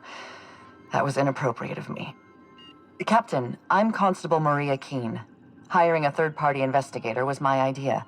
I've been studying your dossier. You're reliable and competent. You've been taking care of yourself ever since you arrived on Halcyon. And you're entirely independent. As far as I'm concerned, you're the ideal inspector for this case.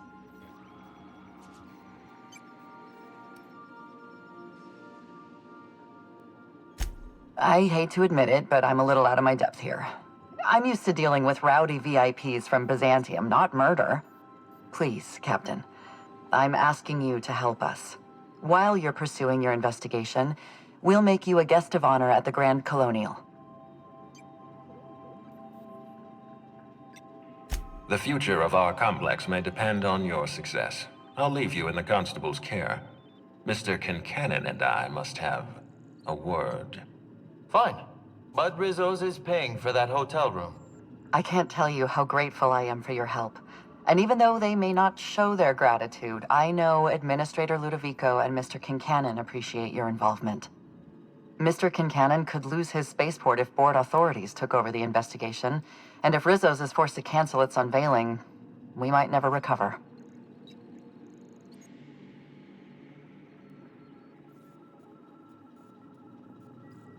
Helen was more than popular. She gave something to this colony that no product line could ever provide. Real happiness. No one has ever been as well known or as well loved. Outside of our courageous business leaders. I represent the law, Captain. But what's happening between Mr. Kincannon and the Administrator is politics. Politics are not my area of expertise. The law is simple. Politics are complicated. Me? Worn out? Perish the notion. My days are filled with catering to the oh-so-reasonable requests of Mr. Ludovico and Mr. Kincannon. What's not to like?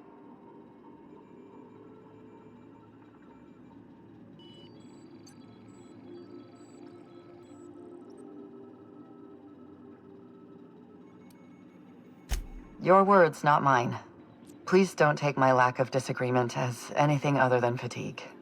I am a content, productive, and happy member of our society.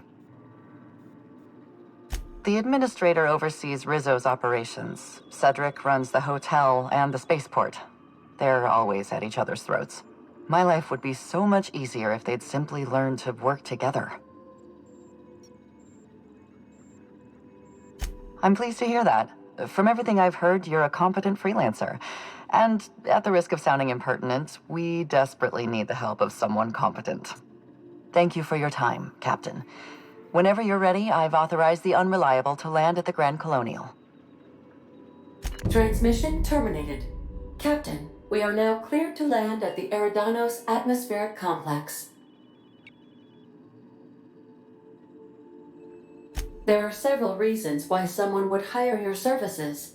In descending order of likelihood, they are as follows: desperation, confusion, mistaken identity, inebriation, and genuine faith in your abilities. Eridanos is a hydrogen-helium gas giant, distinguished by a well-defined ring system. The Eridanos Atmospheric Complex is a system of land masses propelled through a thin layer of the upper atmosphere, where humans are potentially capable of surviving.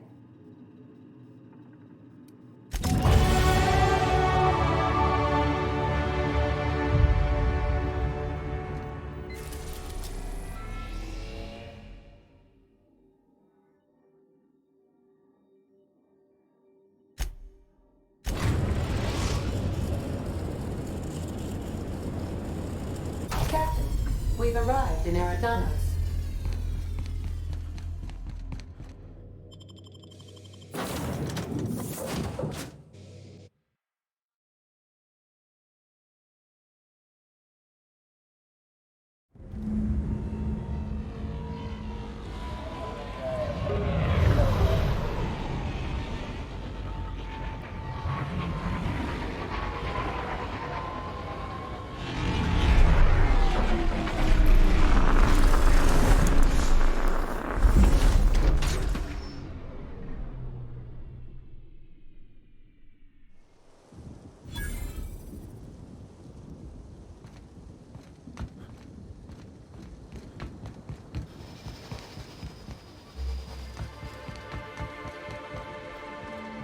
Oh, Captain, it's beautiful up here. Could we get more jobs like this one?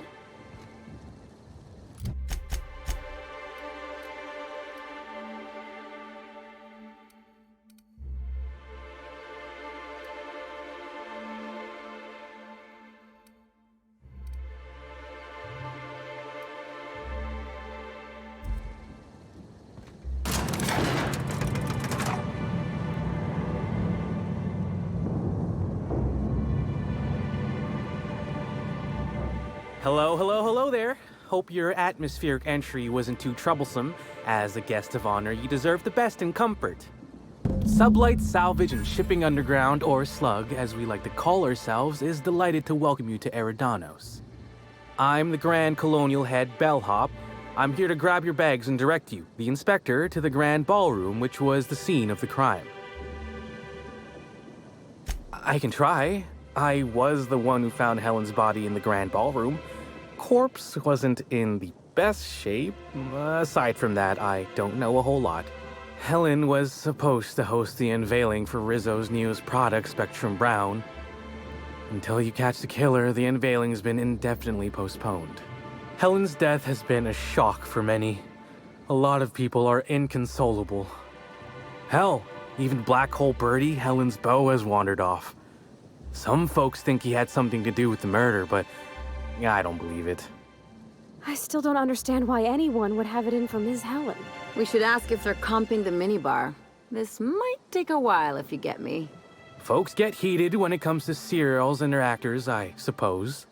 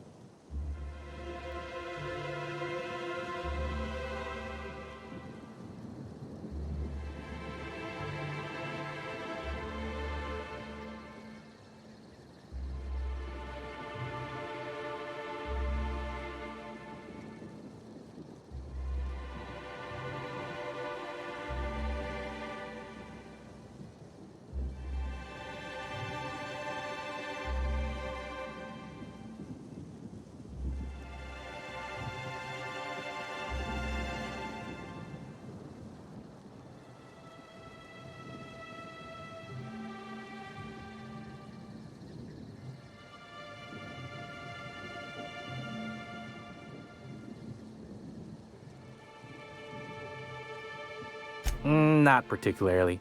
But I think some folks were jealous of her success, or otherwise viewed her as a threat. Reckon how she came about her fame didn't help. Why, she was a natural. People fell in love with her. She managed to wrangle up a following all on her own. She ended up about as famous and high-runged as your average VP, which rubbed a lot of Byzantines the wrong way. Actors ain't supposed to get preferential treatment. Let's see here. Oh, I already spoke briefly about the spectrum unveiling, or lack thereof. It's still an awful shame. A lot of folks looking forward to that. I do. Rizzo's happened to rent out the Grand Colonial Ballroom from Slug for the unveiling. A nice mutually beneficial event. But the murder's gone and ruined that. Along with 9 out of 10 of my favorite cereals. Anyway, I think I've held you up long enough. Once you're ready, head down to the lobby. The ballroom is just behind the elevators. Meanwhile, I'll grab your bags. You're making fun, right? You're still giving me a pretty blank look. Suppose it's none of my business, but do you just wear the same set of clothes all the time?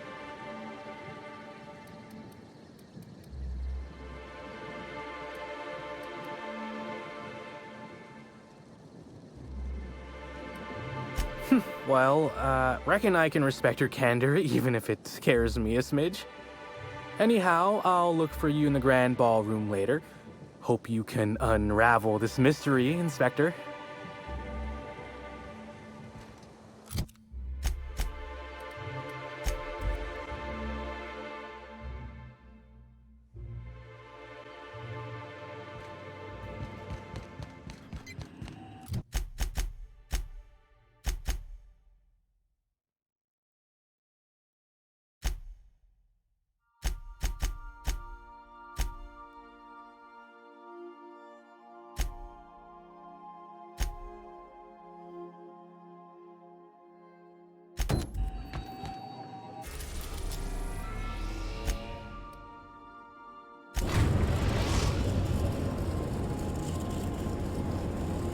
Captain, I'm receiving an urgent docking request from another vessel.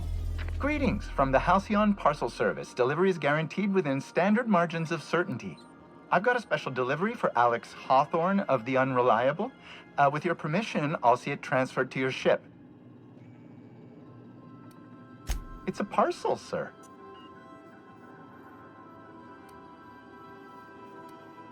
A parcel is a shipment wrapped and prepared for delivery, sir. Opening a customer's parcel is strictly against regulations. HPS's no peeking policy guarantees that your deliveries remain confidential and HPS remains free of any liability.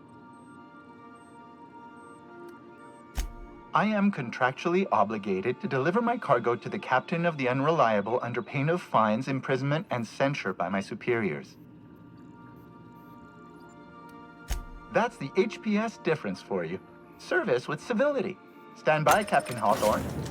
An HPS certified distribution technician has deposited the parcel into your cargo hold in accordance with hazardous waste disposal procedures.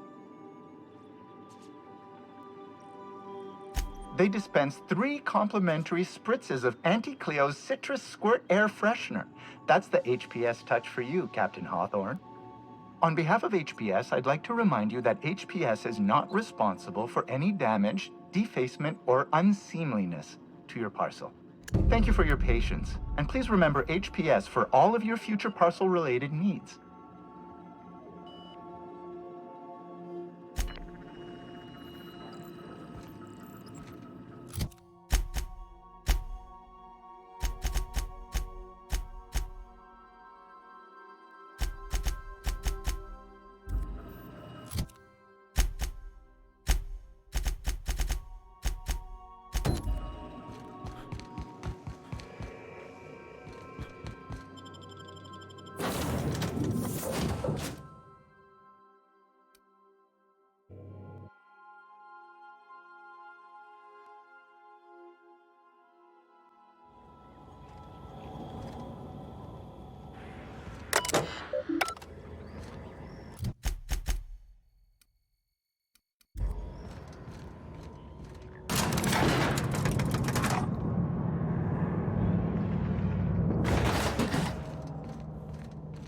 Hey, you. Looking for something?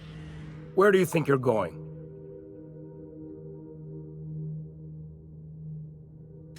Yeah.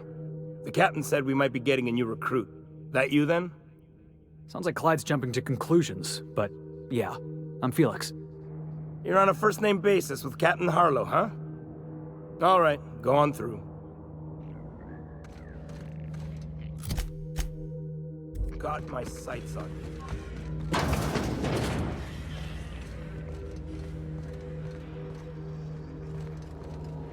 Nothing to do but stand around and watch the stars.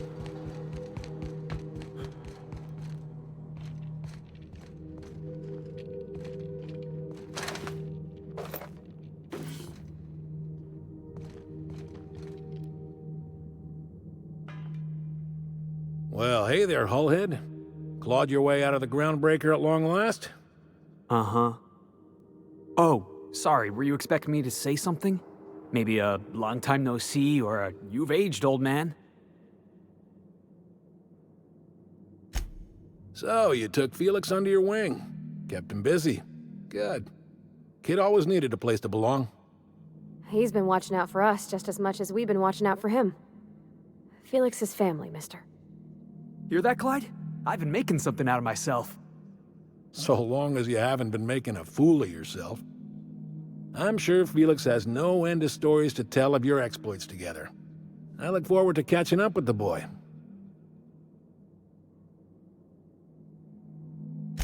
I'm working on something. Something big. Something the likes of which Halcyon has never seen.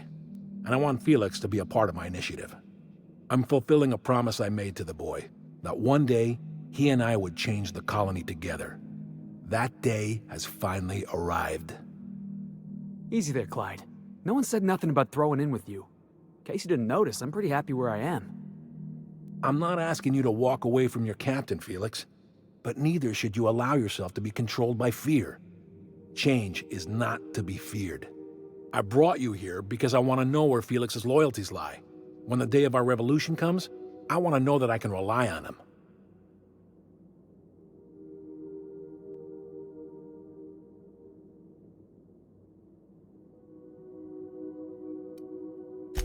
I understand that Felix is part of your crew, at least for now.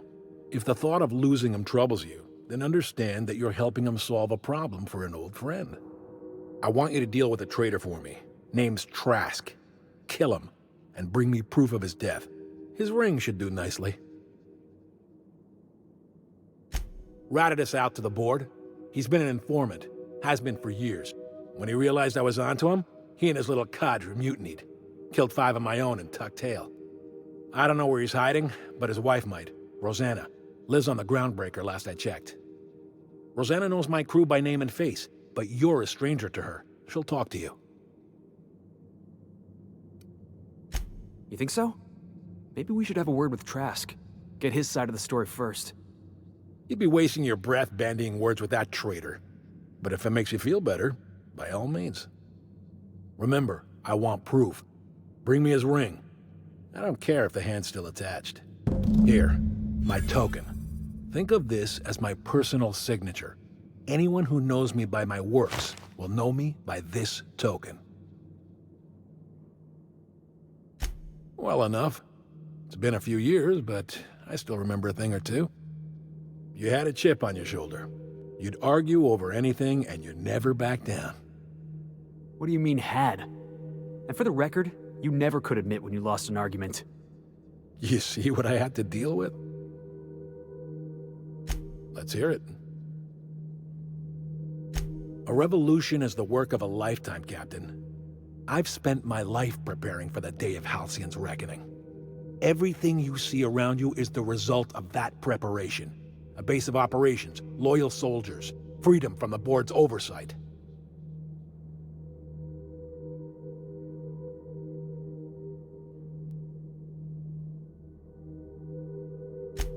Hardly. The board is rotting from the inside. Tomorrow, next year, a generation from now, eventually, the board will fall to pieces. Entropy is the natural state of the universe, Captain. All systems inevitably dissolve. When that day comes to Halcyon, we will be ready. Not all revolutions involve bloodshed and fire, Captain. The purest act of rebellion is to live according to one's own means, independent of any masters. One day, when the board is weak and Halcyon vulnerable, we may claim a piece of this system for ourselves. Until then, we bide our time. The skies around Scylla are curiously absent of patrol ships. It's almost as if the board's sphere of influence is shrinking. Besides, our facility is well armed and located on defensible terrain. If the board tries to lay siege to us, we'll make them pay. Something on... Clyde's got a crew of his own, huh? Did you want to... I know. Clyde comes off rougher than Mantisaur hide. He's a good guy, though. Just gotta get to know him.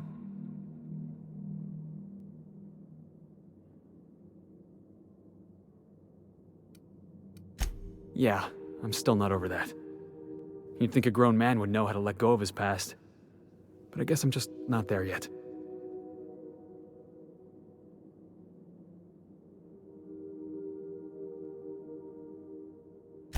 Yeah, maybe you're right.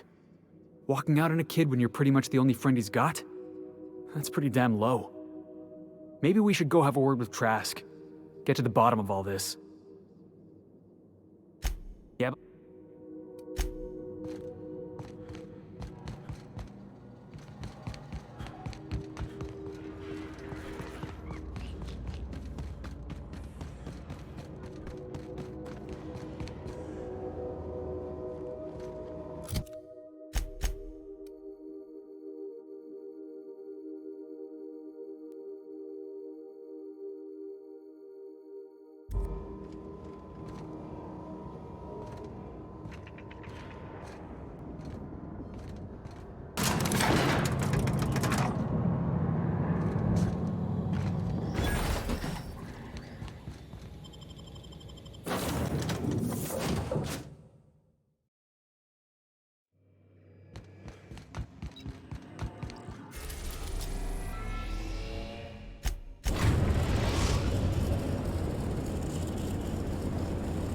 The Groundbreaker has approved our request for docking, Captain. You're free to disembark.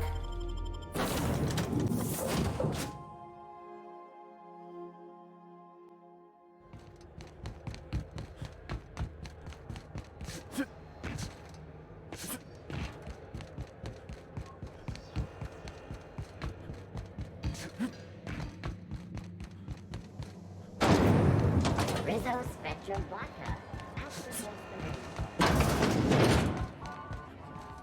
This is Halcyon News. You mind trying to have a moment here?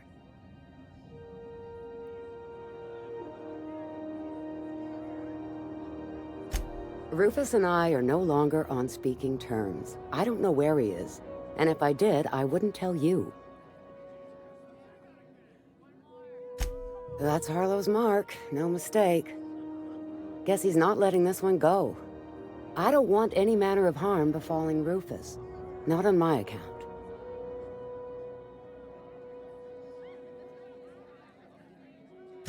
Yeah, well, you got reason to mistrust Harlow. He's a surly git, but he's devious. Rufus is hiding out in Emerald Vale. Got a few friends with him. That's as much as I know. Please, just make it quick.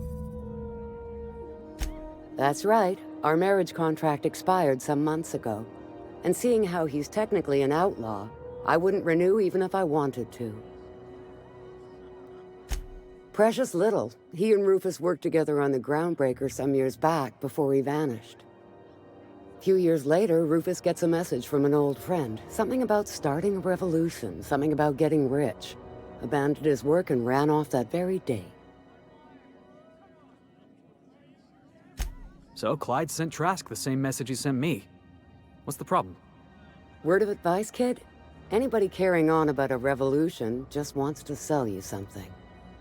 I don't know Harlow, never so much as bandied a word with the fellow. You're better off having this discussion with Rufus. Only that Rufus is in a bad way. He came to see me a little ways back. Said he had to go into hiding. Never asked why. He was here to collect his personals, complain about Harlow to me, and say goodbye. In that order. No, and he was particular about that. Said I was better off not getting entangled in his mess. Little late for that, says I. Appreciate.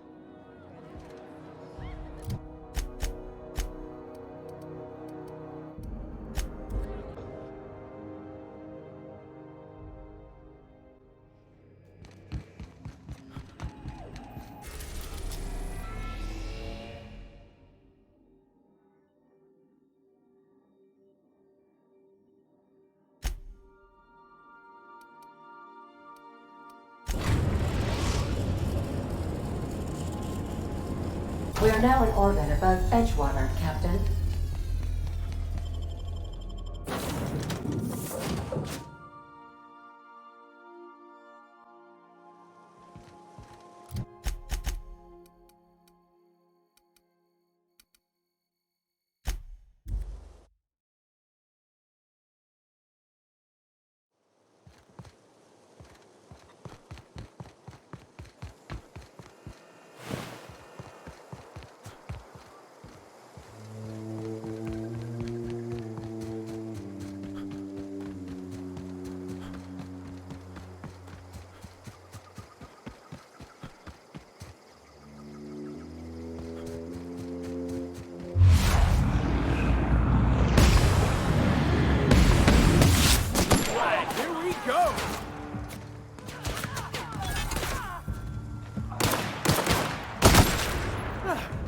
Everyone all right?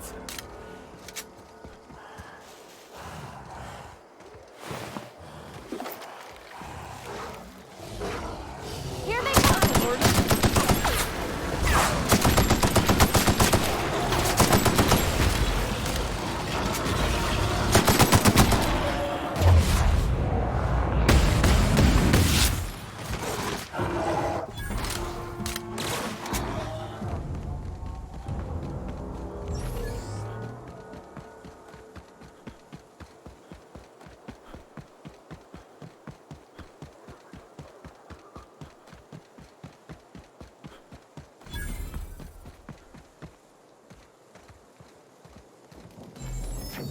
Don't give me any trouble, okay? I don't know who you are or why you're prowling around here, but I'm willing to make a guess. You're one of Harlow's gun hands, ain't you? He sent you after me. Yeah, of course he did. Thing is, you and I are at an impasse. Harlow wants me dead, and I've got no intention of dying.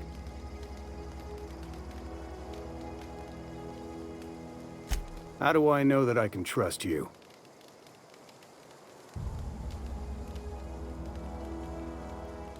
You've got good instincts, then. You were right not to trust Harlow. I never betrayed Harlow.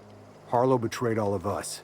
The board's got him in their pocket, been paying him off for years. All that palaver about revolutions? It's a lie. You can't be serious. I've known the guy for years. Yeah, that's about how I reacted when I found out. That's the whole truth. Harlow's just another board asset. A two-bit mercenary wearing a dissident's clothes. Yeah, I've got proof. There's always a paper trail when the board's involved. I chanced upon some correspondence between Harlow and his employer. I don't know that it makes a difference. What was I to do with that evidence? Bring it in front of the board? There's no authority in Halcyon willing to take Harlow to task.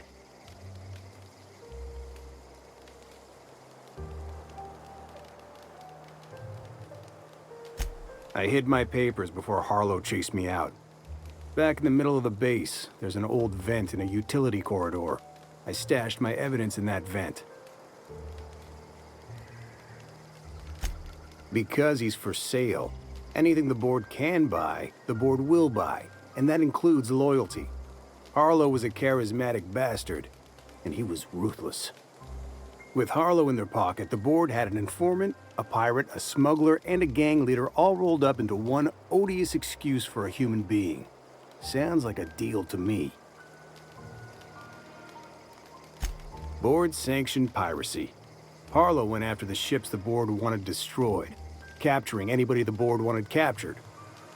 If we captured you, we'd ransom you. Harlow liked to do the job himself. Gather up the captives on his own ship, vanish for a couple of days.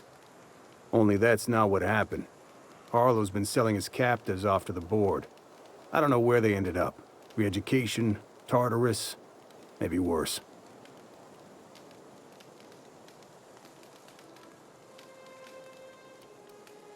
Take it you've made up your...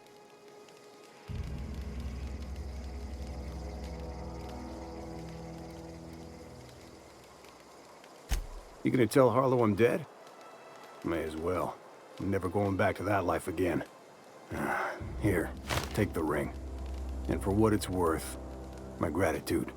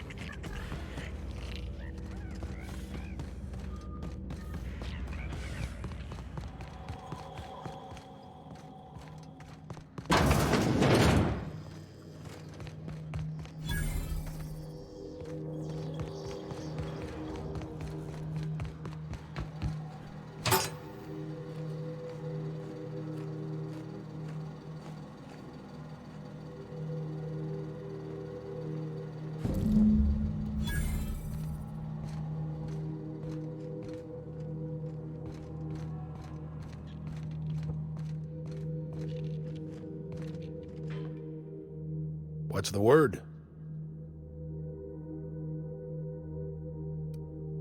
Not surprised. Trask was a dead man trying to negotiate with his own executioner. He'd say anything to preserve his life. That's a damning accusation. Am I right to presume you have some evidence on hand?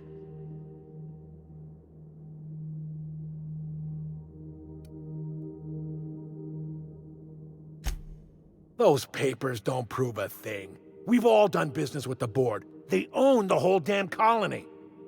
Trask put you up to this. That miserable wretch. He's trying to undermine everything I stand for.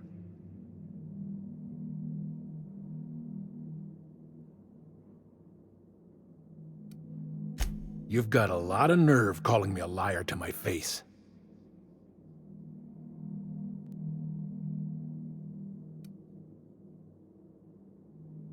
How should I know? What the hell do I care? Trask was a traitor, and I didn't ask you to understand his motives. I asked you to cross him off. Clyde, look me in the eye and tell me it's not true. Tell me, and I'll believe you. Don't talk to me like I'm some common criminal, Felix. You're the one on trial, not me. I don't know what kind of poison that snake dripped in your ear, but as far as I'm concerned, you've been compromised.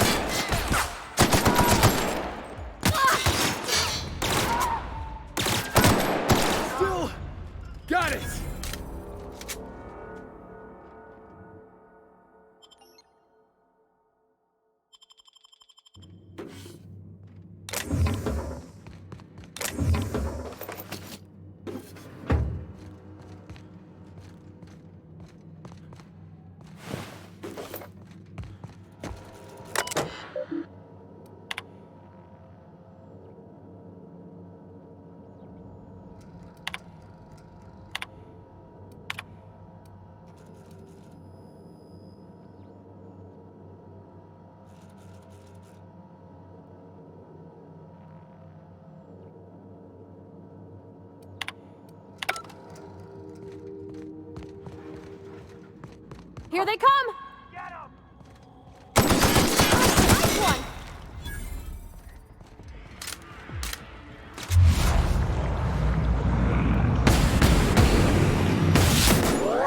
I've been waiting for this!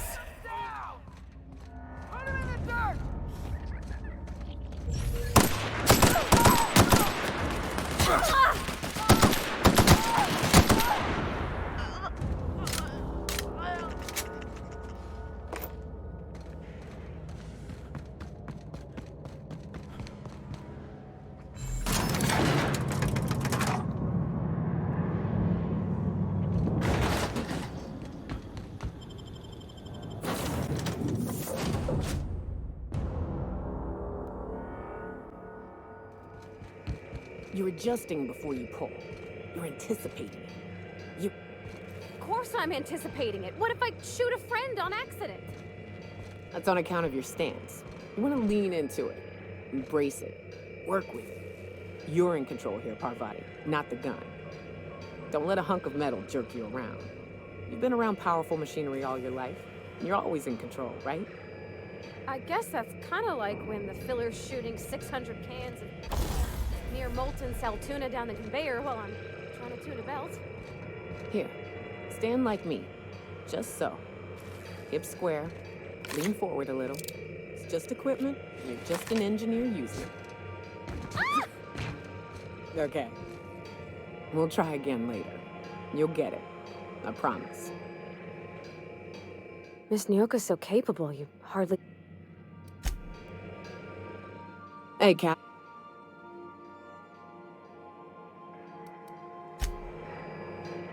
Hey. Sure. Right now, I'm feeling like a canid following a trail of treats. Like I'm being misled at best. At worst, walking into a trap. Hey.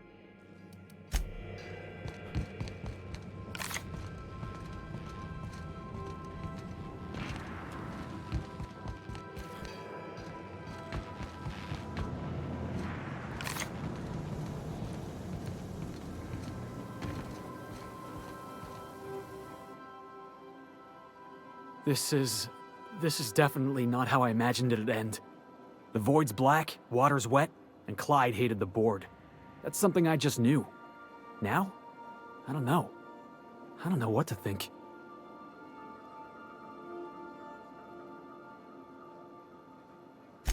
I've just got a lot on my mind right now. This is a lot to take in. I always looked up to Clyde. The thought that he could be an agent of the board is just abhorrent to me.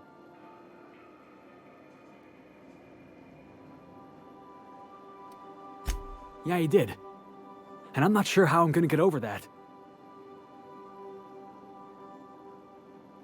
I hope so. I don't see this one passing anytime soon. You've given me a lot to think about.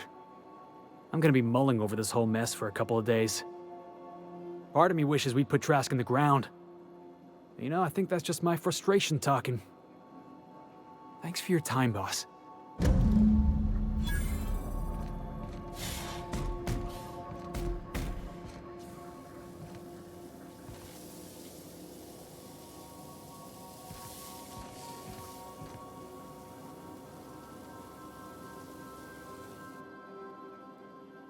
Good to see you, boss.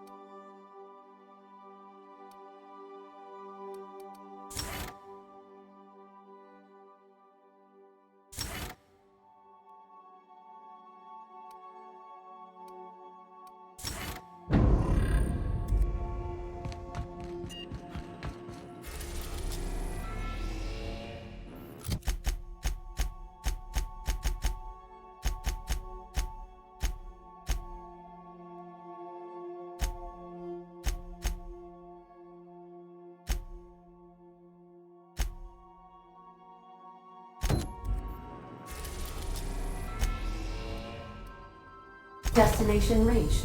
Scylla.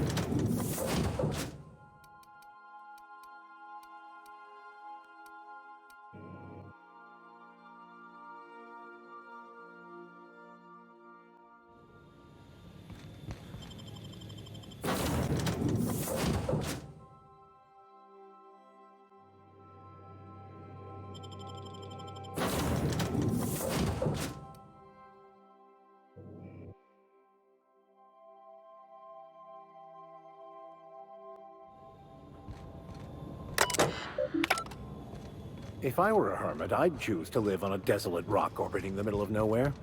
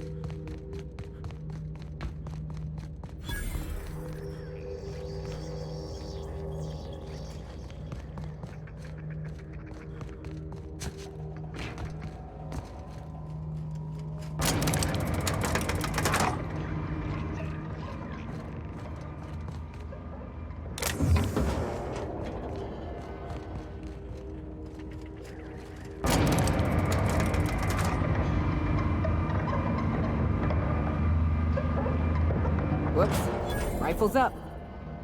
And get your bludgeoning objects ready.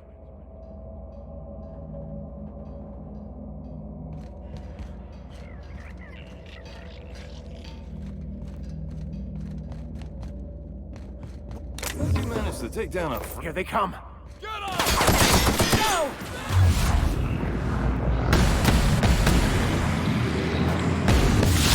One hit past it!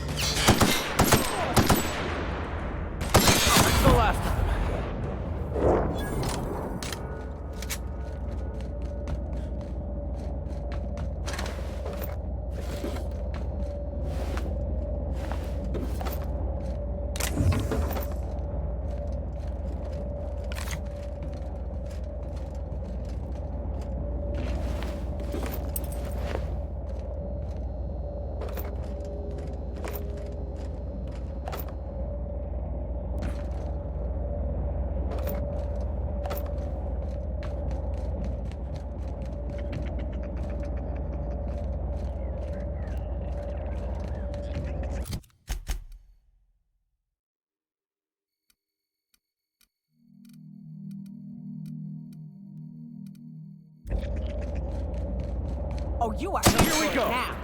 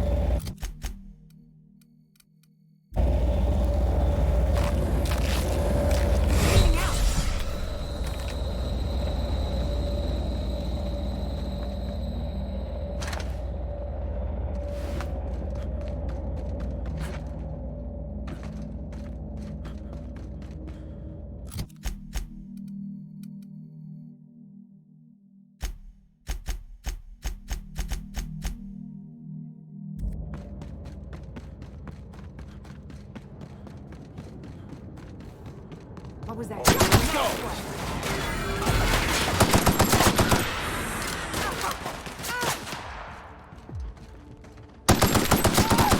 Just that good.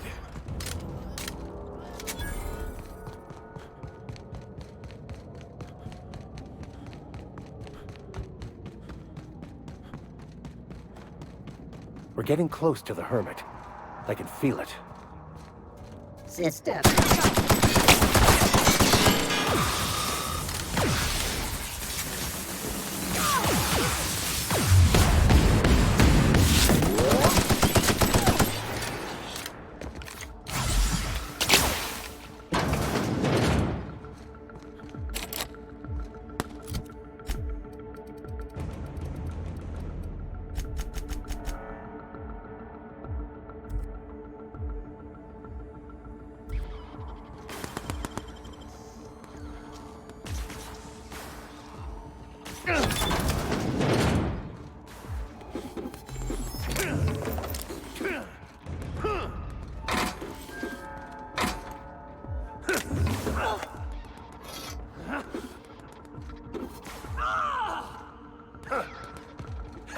This is bad!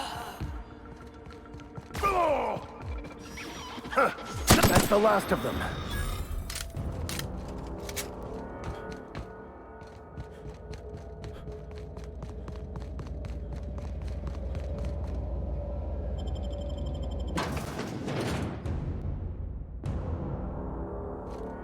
What have the solar winds deposited on my doorstep now?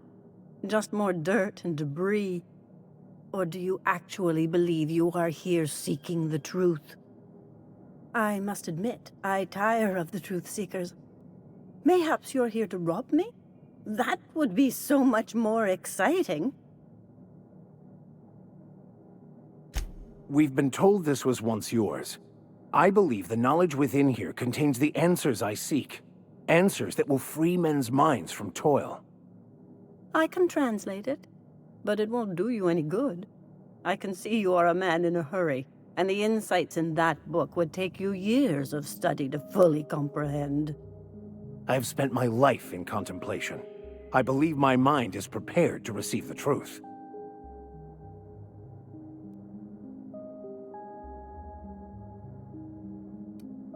There is one way that can speed up the process. It involves a combination of several ingredients, some of which can be fatal. It is not for the faint of heart or the unprepared.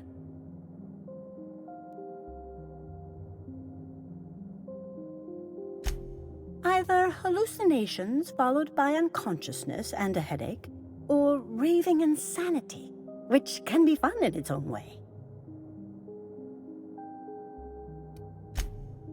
A crass way to put it, but yes, chemicals that can expand or destroy the participant's consciousness.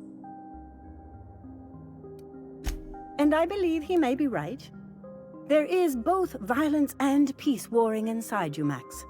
This process would be extremely tenuous for one such as yourself. I'm committed, no matter the cost.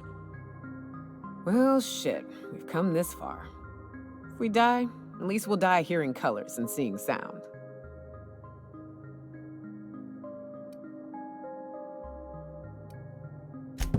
Very well. Not like I'm going anywhere. Head on into the meditation room when you decide you're ready, and partake of the sacramental incense. It'll be waiting on the table for you. Still, there's not much to tell. The process forces us to face our fears, those things which keep us from the truth, but only if we're prepared to see them. You came to me. I did not seek you out. Besides, cleaning up bodies is so time-consuming, and there's my bad back to consider. I have dreamed of this moment for...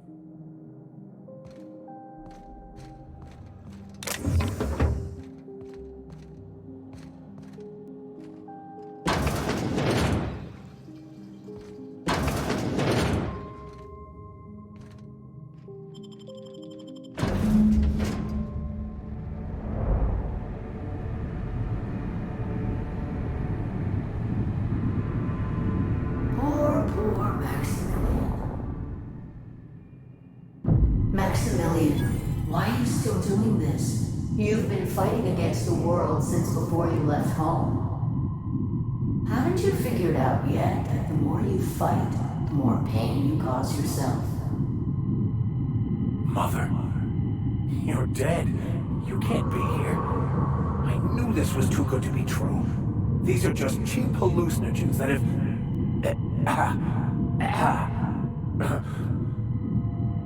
What's happening to my voice? Does my voice sound weird to you? And what's wrong with your face? My face? What's wrong with your face? Where'd you get that second mouth? I want a second mouth.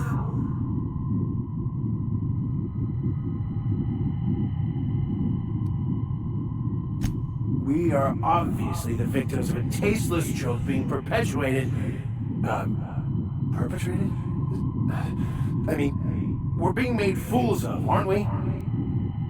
When I get out of here, I'm going to show that hermit what you get for messing with me.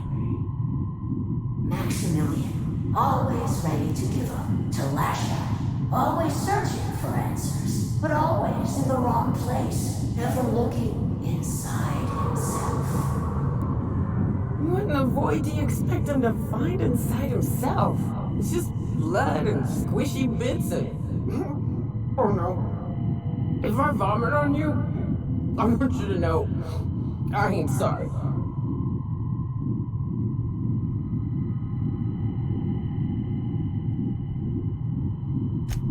Thank you. It relieves me to see there's at least one positive influence in my son's life after all these years.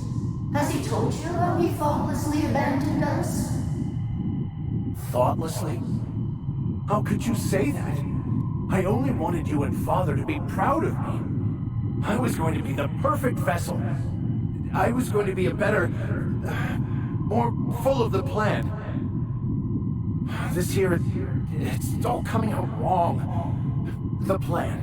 It filled you with a joy I could never feel. I wanted it. And being a laborer made me miserable. I was better than that. You certainly convinced yourself you were. But don't feel bad. We continually lie to ourselves, weaving stories in a vain attempt to convince us that we are in control of anything. These stories are how we try to make sense of our lives, but they are not real, are they? They're just stories. You need to drop your story and see the truth. I could tell you all manner of stories. If I weren't... I'm sticking to alcohol from now on.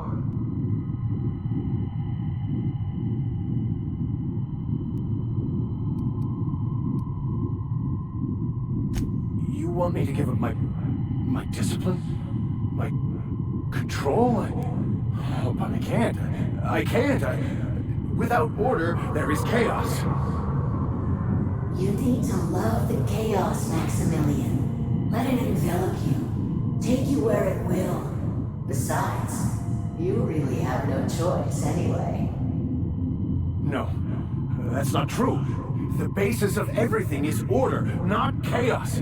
It's true, I know it is. So did you. Why are you denying it? Before you died, the plan made you happy. No, it didn't. I made myself happy. There's nothing holding you back but you. If you can't understand that, you will never understand anything. Goodbye, Maximilian. This whole thing, it's just a farce, right? Just my own brain working against me? You couldn't be more right.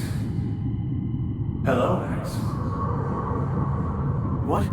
Who? Why do you look like me? Are you me? Not really. I'm who you think you are. I am disciplined, controlled. I have no doubts.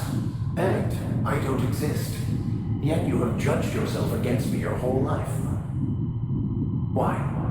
Why do you berate yourself for not being me?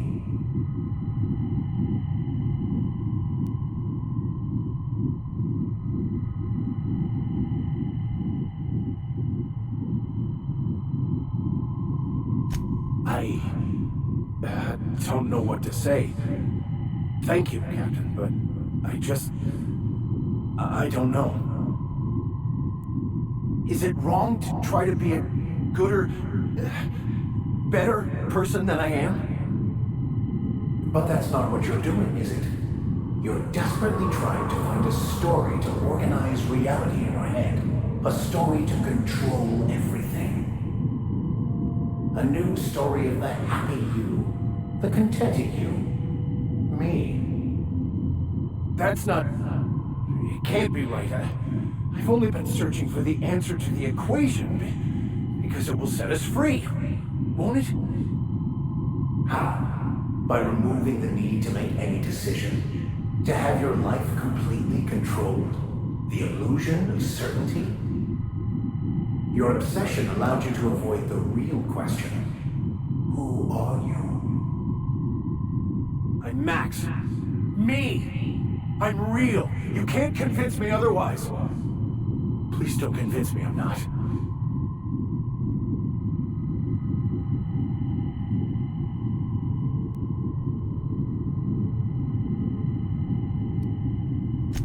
The concept of Max is what's not real. By the architect. Architect? How could I have believed in an architect? That's ridiculous. I must be losing my mind completely. What you're saying almost makes sense. We exist inside our thoughts, thinking we're in control. That's it, isn't it? We have no control over anything. It's all lies. How could I not have seen this? But how do we escape ourselves?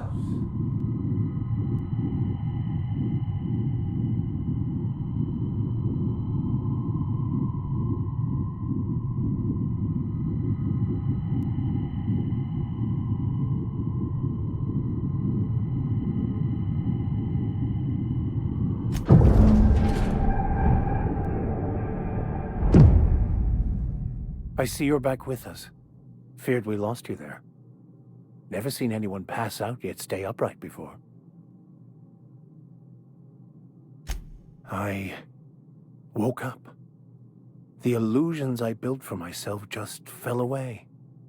I'm no longer interpreting, I'm experiencing. Everything is perfect.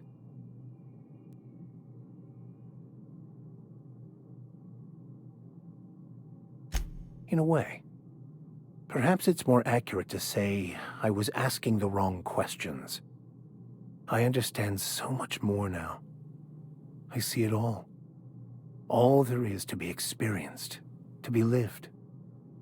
Of course there is pain and loss, but the suffering is caused by trying to control reality. Clinging to the way you want things to be, not enjoying the way they are.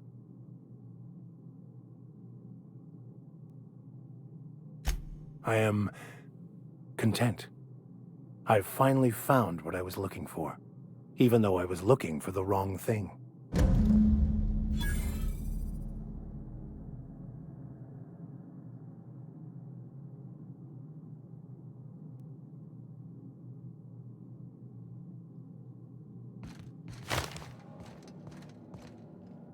So?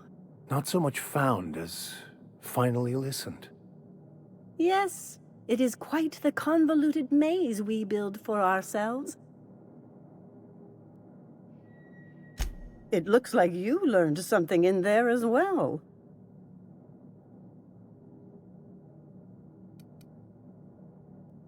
Of course you were.